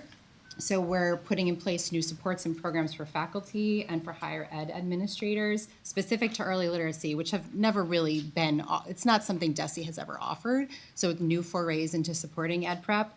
And that comes along with accelerated reviews of ed prep programs. You might be aware that DESE reviews and approves the higher ed programs that want to license educators. And so this year, new expectations specific to early literacy have been in place. Usually DESE reviews every institution every 7 years. We're going to cut that pace in half with this funding and be able to review every institution over the next 4 years and provide them support to make sure all of our new educators coming into the field are really getting the best training possible. And that will include their early childhood license as well as the elementary and the moderate disabilities licenses. What I want to talk the most about is our targeted grants. So what you see on the screen is a description of a grant that we're calling PRISM 1. PRISM stands for, and please excuse the slightly tortured acronym, Partnership for Reading Success, Massachusetts. Tried to make it work the best we could with the acronym. We're going to offer a number of grants under this PRISM umbrella, which will be really sizable, targeted grants They're competitive, so not every community will get one, but school districts can apply. And they'll get a really substantial amount of funding and support from both of our agencies to enhance and actually really transform their early literacy program from pre-K to 3. So there'll be a couple of different PRISMs. PRISM 1 has already been opened up to districts and the application period has already closed. There's a little bit of information here about PRISM 1, but these districts we hope to fund for up to 5 years. We think that there will be about 20 communities awarded this grant. And we're looking for communities with certain conditions for success to really be models of the best possible early literacy program. And that includes that they're already using high quality instructional materials for grades K to 3. They've already really invested in early literacy and they're ready to take it to the next level. So in the partnership between our two agencies, both the K to 3 classrooms, the public pre-K classrooms, and community-based pre-K classrooms will come together to cooperate in this initiative and receive resources and the benefit of financial support and technical assistance from both our agencies. Just to give you an idea of which type of communities will get this support, we have what we call competitive priorities when we offer grants at DESE, which is like which type of communities are going to get, you could think of it as bonus points in the selection process for this grant. So we're really looking for communities that don't have an average proportion of students meeting grade 3 reading expectations yet, because that's an indicator that they need this support. Many of our communities, as you know, have had a really substantial recent increase in the number of newcomers that they serve. Those are communities we want to be able to help. And we're also looking to prioritize small communities because we know they don't always get the benefit of the same amount of financial support that larger communities do. Thank you, Catherine and Jocelyn. Thank you, Commissioner and Board. I'm going to speak just briefly about... Introduce yourself. I'm We don't have an Jennifer Office Crandall. of Literacy and Humanities yet, but we do have our first ever early literacy specialist. So Yes. we're really thrilled to have you here, Jeff. I'm Jennifer Crandall, the Early Literacy Practice Specialist at EEC, and I've been working very closely with Catherine and her team on PRISM. And so I can give you a bit of a window into how PRISM will touch our community-based preschool programs. So PRISM 1, which is what Catherine was discussing, includes our community-based preschool programs throughout. So each participating district that works with PRISM is required to identify at least 2 community-based preschool partners and include them in PRISM as full partners, including on the PRISM leadership team. They'll also provide community-based preschools with support and resources in alignment with PRISM's goals. So what is that going to look like? So year 1, we're reviewing applications now. Those awards will be made hopefully very soon. And year 1 is through fiscal year 25, and that's really a planning year. So in this year, the participating districts will work with a PRISM leadership coach that will stay with them throughout their work with PRISM, and with support from EEC, including our coordinated family and community engagement team, and that PRISM coach. Upon being awarded PRISM 1, the district will identify at least 2 community-based preschool partners. Now, some districts already have identified partners that they've been working with, but other districts will be developing those relationships in this first planning year. In addition, PRISM leadership teams will be formed in this planning year, and those will include the community-based preschool partners.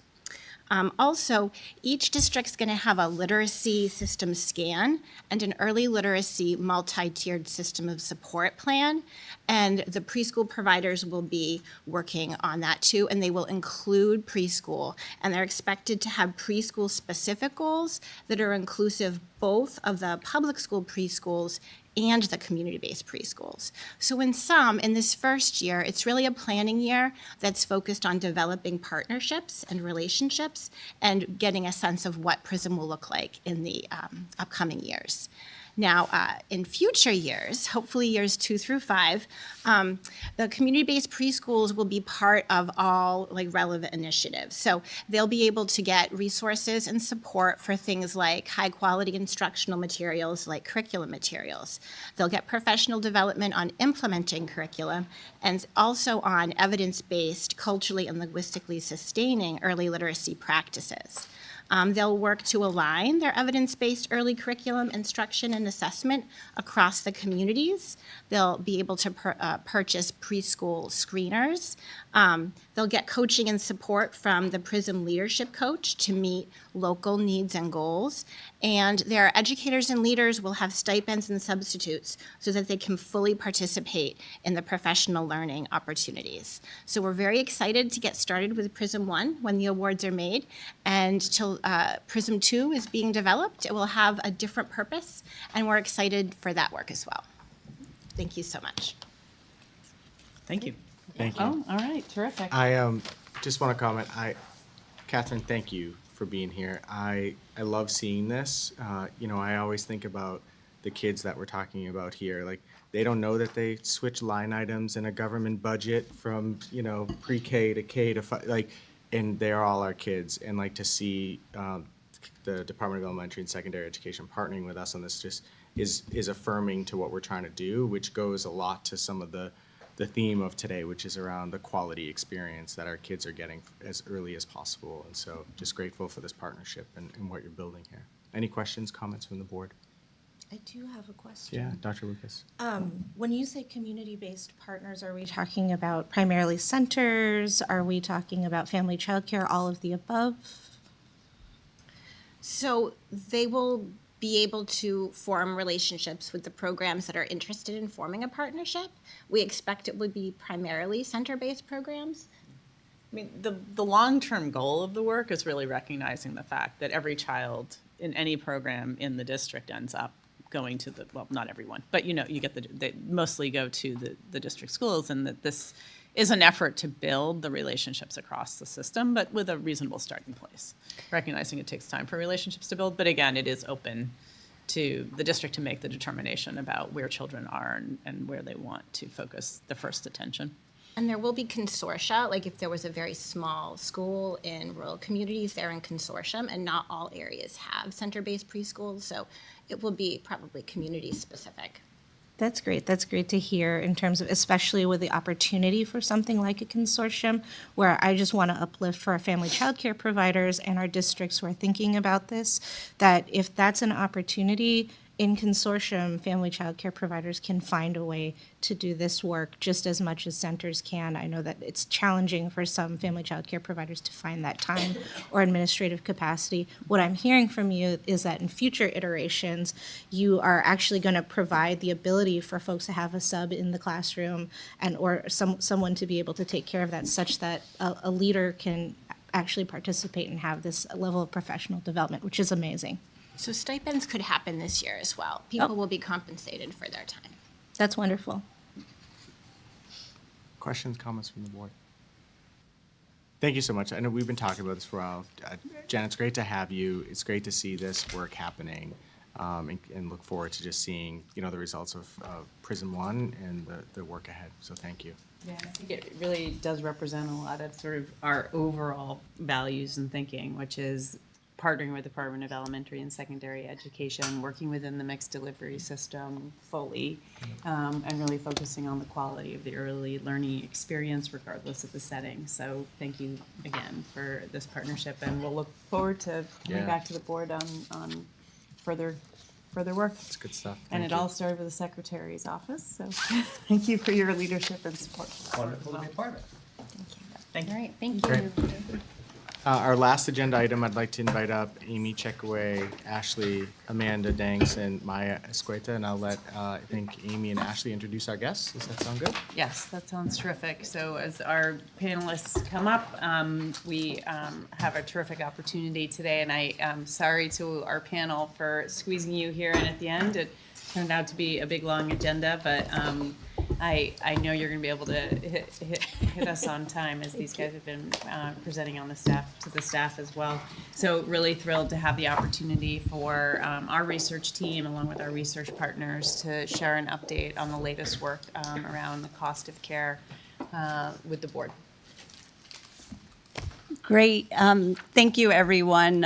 Amy Checkaway, Senior Associate Commissioner at EEC. I'm just going to briefly kick us off. This is really the research, our external research team's presentation today. We're thrilled to have two lead researchers from the team that EEC is partnering with from the American Institutes for Research, which is known as AIR for short, to share an update on their work on helping to update and refine Massachusetts cost estimation models.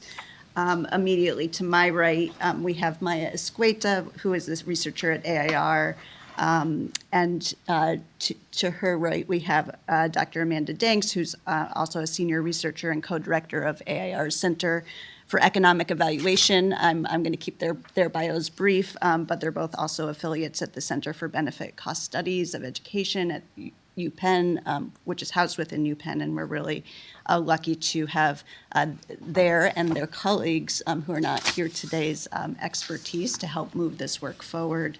And a big thank you to Ashley White, EEC's research director, for being here today and also for her leadership to help oversee this work and partner with the research team.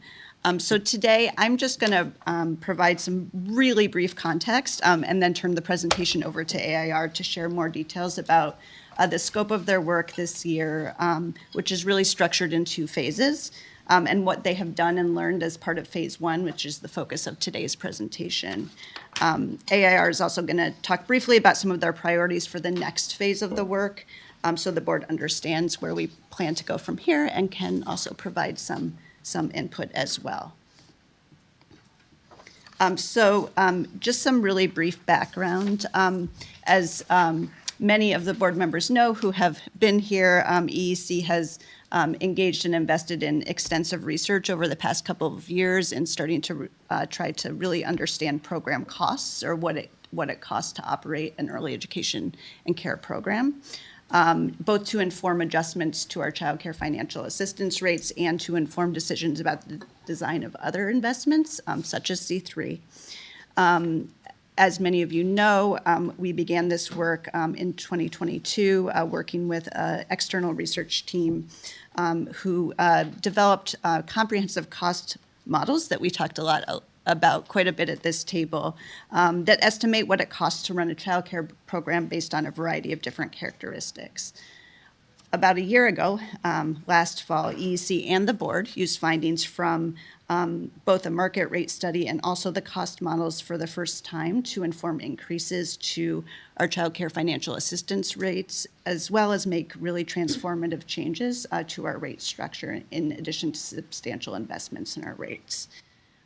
Next, early in 2024, EEC received approval from the federal government to formally use this alternative cost-based methodology to inform our child care financial assistance rates moving forward.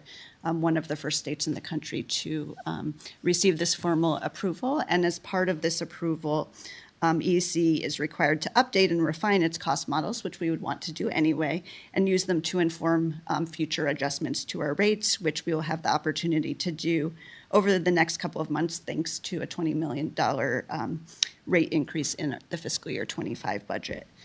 So EEC's original cost models drew primarily on 2022 data. So a top priority for the first phase of AIR's work, as you'll hear about in a minute, was really to make updates to all of the many cost elements within these cost models, both on the center-based and the family child care side, to reflect 2024 costs, as well as identify any refinements that could be made to the models themselves, both in the short term and that can be considered in the next phase of this work. And so without further ado, I'm going to pass it over to Amanda to kick us off and tell you both what they have done so far and what's to come. Thank you. Yeah, thank you, Amy. Happy to be here. Thank you all for taking some time to listen to what we have to share. We are excited to talk about our work.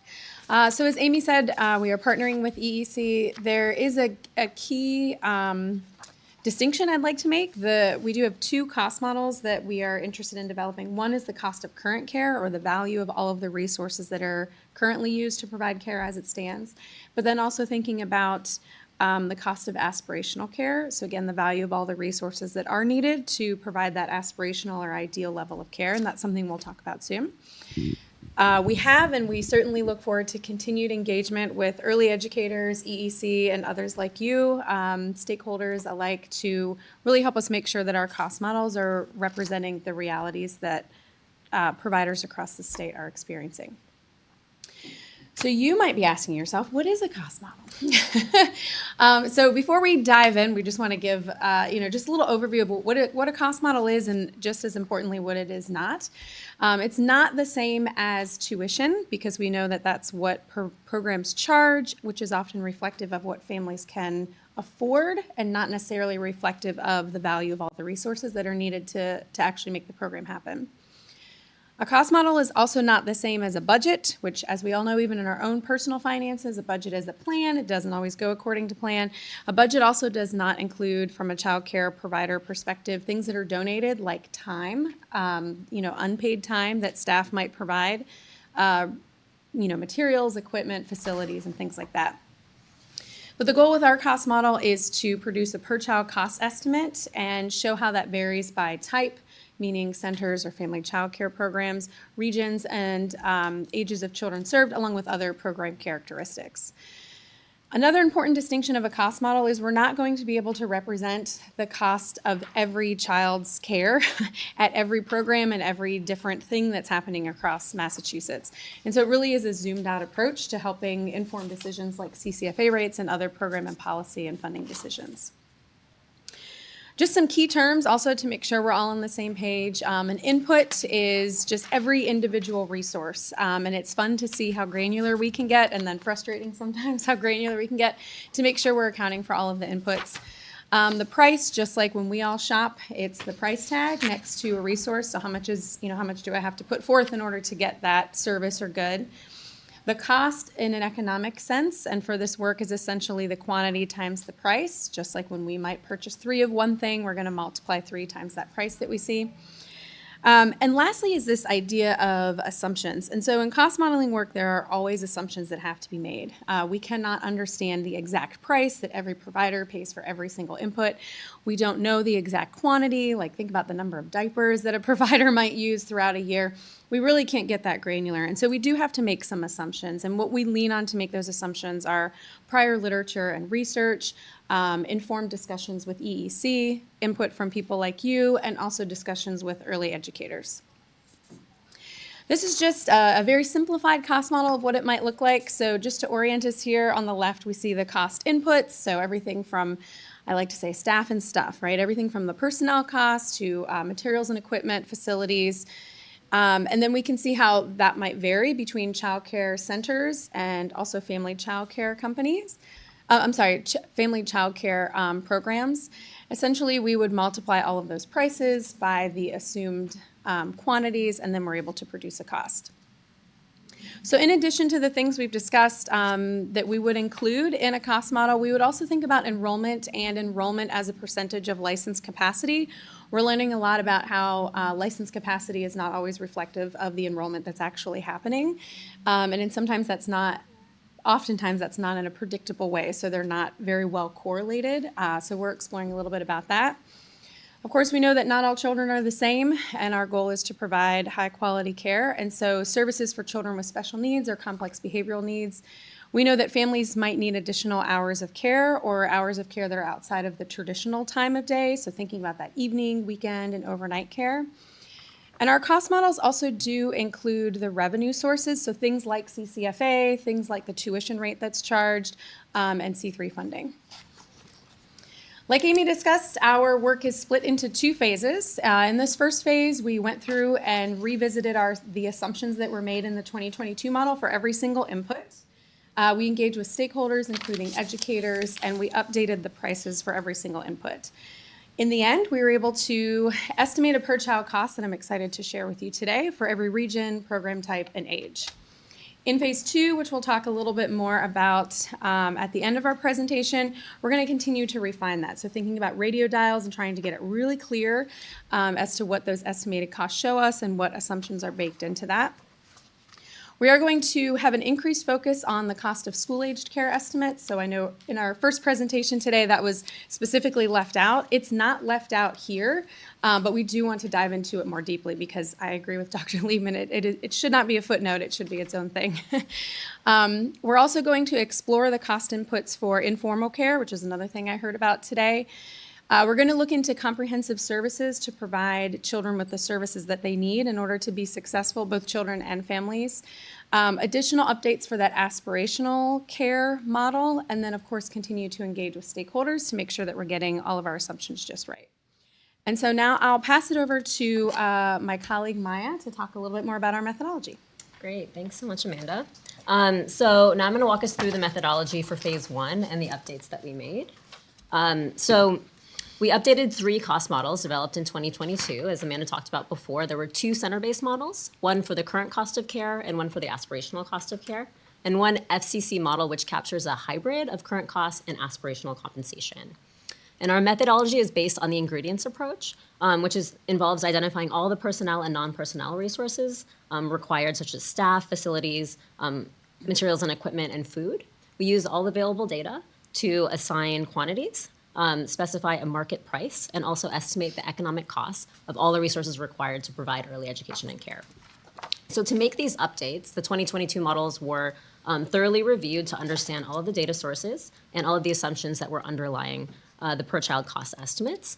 All 2022 model prices were adjusted to $2024, and when possible, multiple data sources were triangulated to arrive at the best price estimate.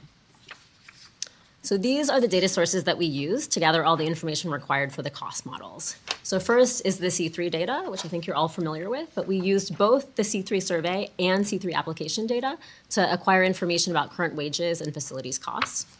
We also gathered inputs from external stakeholders, including program interviews with different providers. We held listening sessions with a variety of organizations, including umbrella agencies, Head Start, resource and referral agencies, FCC systems, and representatives from state and local advocacy groups. And then we also had communications with the EEC Advisory Council.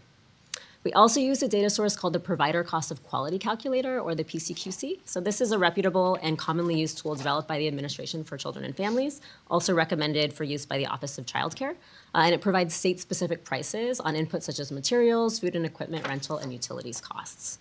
And finally, we also accessed a number of extant data sources. So some examples include the Bureau of Labor and Statistics, commercial real estate database called LoopNet, and also the Massachusetts Department of Economic Research data. And we use this to do things like proxy wages for some center-based support staff and to gather alternative data sources for center-based rental rates. So based on these methods and these data sources, I'll walk you through the updates that we made.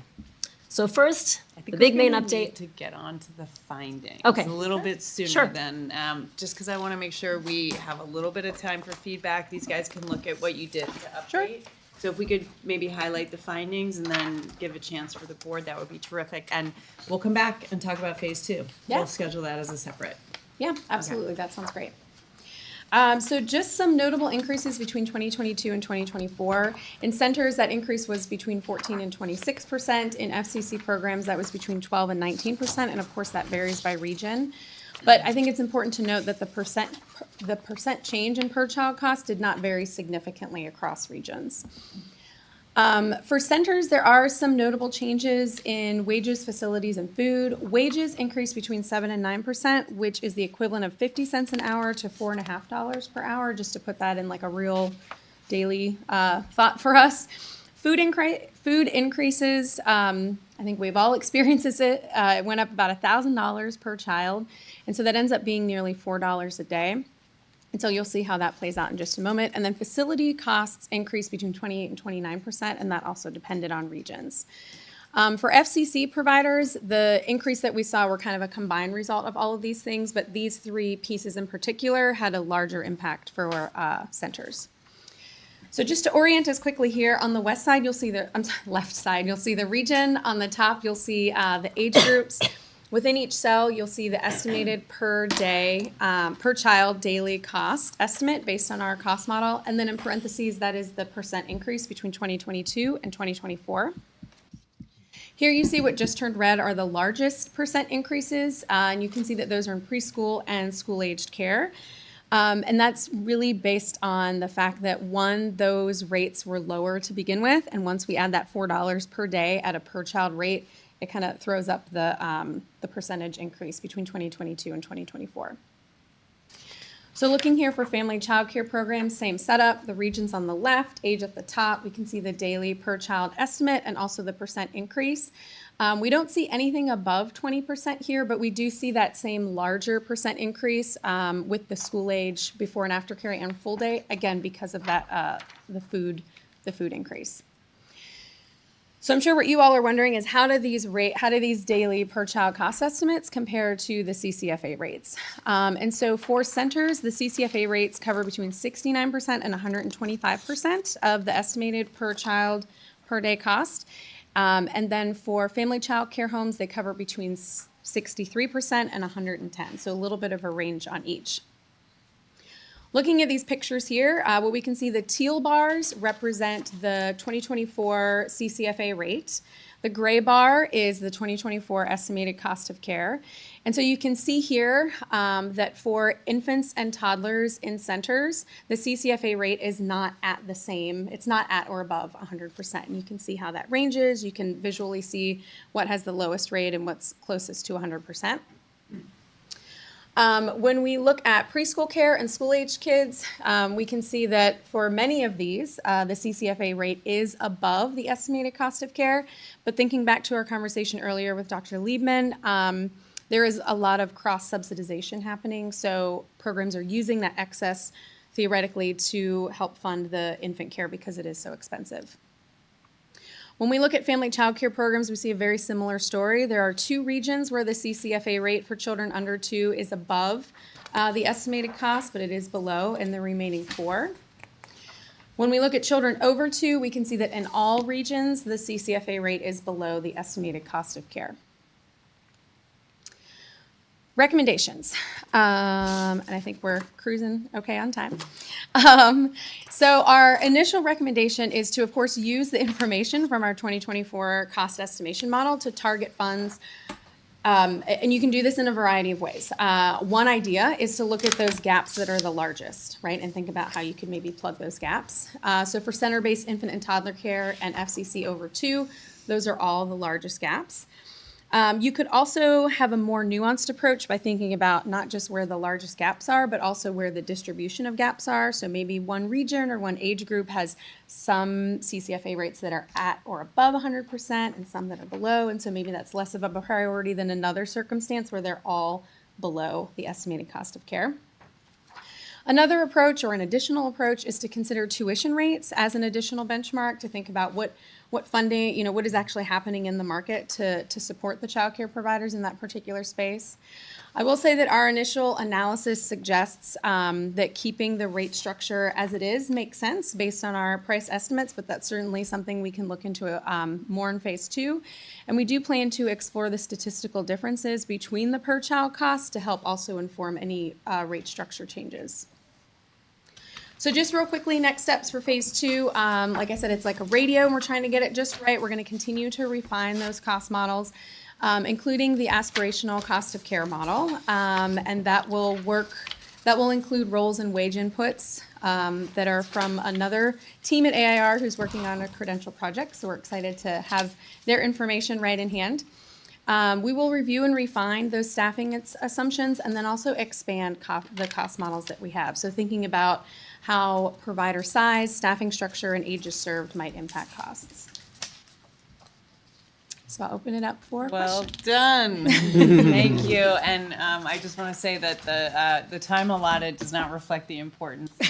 Thank you. Started by saying that it has sort of broad and deep impact as we think about C3, as we think about childcare financial assistance rates. And I'll just remind the board that we do have $20 million in this current fiscal year for a rate increase, and we will be talking about that at the December board meeting, and it is our intention to lean into the findings here. Obviously, at that level of funding compared to $65 million last year, our ability to really kind of make significant reforms or address some of these large gaps, especially as we see the cost going up so high across all age groups and in particular ones. So, but just reminding the board that we will be using this, and so wanting to open it up for any questions you may have for the researchers as we plan for our future work. Questions? Just a comment. Thank you very much, Commissioner, the entire team. I've been on the board the longest, so this is something that's come up time and time again, and the fact that we didn't have any information on which to make informed decisions. So this is all really helpful and I think helps move us forward. And also, overall, the team at EEC has done, we got permission to propose a different alternative model, one that I think was probably originated with the inception of the organization. I don't know, that's probably exaggerating, but, so sorry for shortchanging you on the time today, it's but fine. we understand the amount of work that went into this and appreciate the information that you've brought forward. Thank you very much. Thank you, I appreciate that. Questions, comments? Just One George? quick one, if I, Yeah. and just echoing Carolyn's comments, thank you for the research and for taking the time today.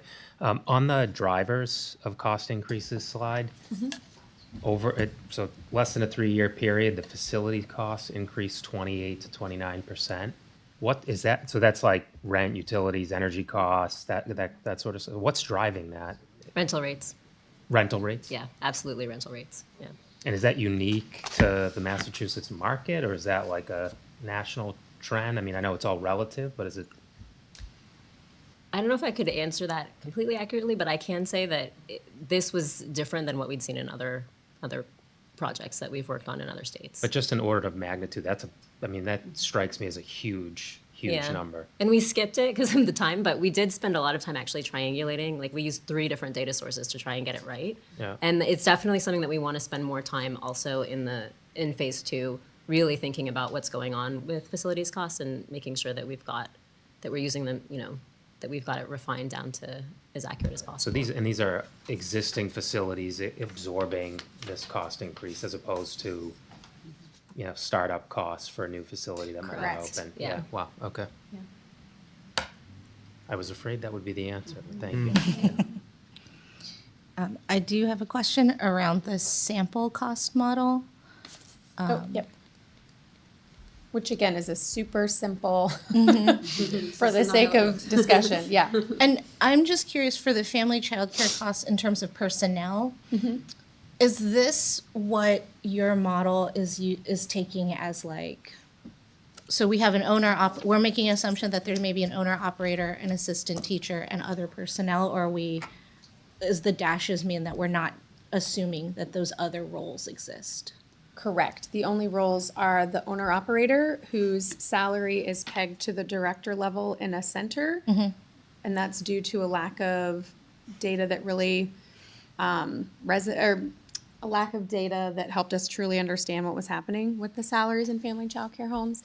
And then the assistant teacher in the family child care home, that salary is also tied to the center-based salary for an assistant teacher. Got it. And the models themselves, there's actually sort of 3 different models within family child care. One which reflects a 6-kid program, 1 8, 1 10, and the staffing varies. And we have both a way to look separately at each of those, but also the per child costs are weighted across. Yeah. Just for Understanding that, and this may be just helpful as you iterate through the next phases, but just understanding that it is hard to parse out. I've tried to do this myself.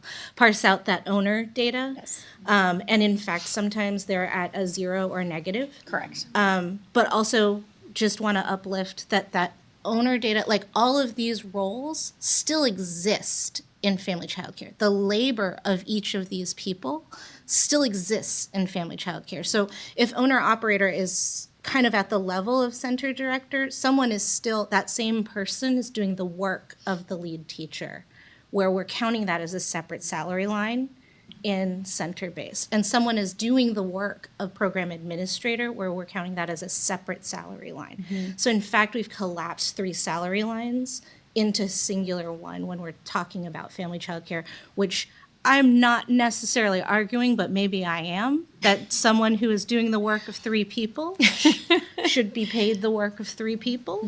But it's just something to consider as we're thinking about, especially aspirational cost and what it really takes to do this work that may be absorbed in extra hours that people are extending if you're not working a 9 to 5, but instead a 9 to 7, right? Or it's probably not 9 to 7, it's probably more like 5 to 5. 7 to 7. Right? Yeah. Like that type of thing that may be absorbed in that, but I just want to be cognizant as we're calculating what is the true cost of the value of the labor that's put in. a singular person is doing the work of 3 people. And that includes when we are talking about people who are a part of systems, because you still need to administrate with the system at some level. You may not be doing as much of the work because you're working with a system, but you still need to work with the system and work with whatever that system is either providing to you or working with you on, right? So like even when we think we're offloading that administrator role, we're not entirely offloading that administrator role. So just something to think about. I'm looking forward to seeing the next phases of the work. Yeah, that's Thank you. helpful. We do plan on having some additional data collection in phase 2, so this is a great discussion. Thank you. Yeah, I think there may, you know, we are really committed to making sure there's a family child care model in here and trying to jerry-rig a center-based structure for family child care. We might want to take a different approach to think about the blended functions that are happening in family child care in a different way. So there isn't existing research out there, but be happy to, with your help, think about, you know, whether there's a different approach too that might, I mean, for good news or for bad news, we will continue this cost modeling research as we continue to try and make progress towards the cost of care. And anything we're able to do this year is going to be an improvement towards cost as the model continues to be kind of refined and thought through over time. And I do think bringing in the tuition and pricing as just another piece of data for the board to consider will be important. And you know, we're sort of in a limbo with our federal oversight agency between being held accountable for our cost of care and shifting from the market rate. So hopefully be in the cost of care soon, but fully. Yeah, and I will say that although you saw the significant gaps, I was looking back at last year where we were before the last 8 increase, and we are on most rates further along than still, even with this, than we were then. So although, again, want to do as much as possible to keep up with and incrementally move towards covering the cost of care, again, the investments that have been made over time really have moved the needle, again, despite needing to continue to keep up and go as far as possible. We haven't lost all ground. Exactly. That's excellent. Well, thank you all very much, and we'll look forward to having you back and hearing more about phase 2 and getting to dive into the methodology a little bit more. So thank you so much. I just want to echo the thanks, and I know we had a lot on today's agenda, and it's always difficult to go last, but I actually hope sitting through the meeting today was helpful to your work, right? Oh, to kind of absolutely. hear the different levers that the department's trying to pull, to hear directly from people in the field, I think all is reflective on what we're trying to accomplish with this work. So I hope it was time well spent. So Yeah, thanks for being with absolutely. us. Thanks for having us. At this point, I'd like to make a motion to adjourn the October meeting. Second. All those in favor say aye. Aye. All those in favor? Meeting's adjourned. We'll see you in November in Lowell. Thank you. December. December. December. Yeah.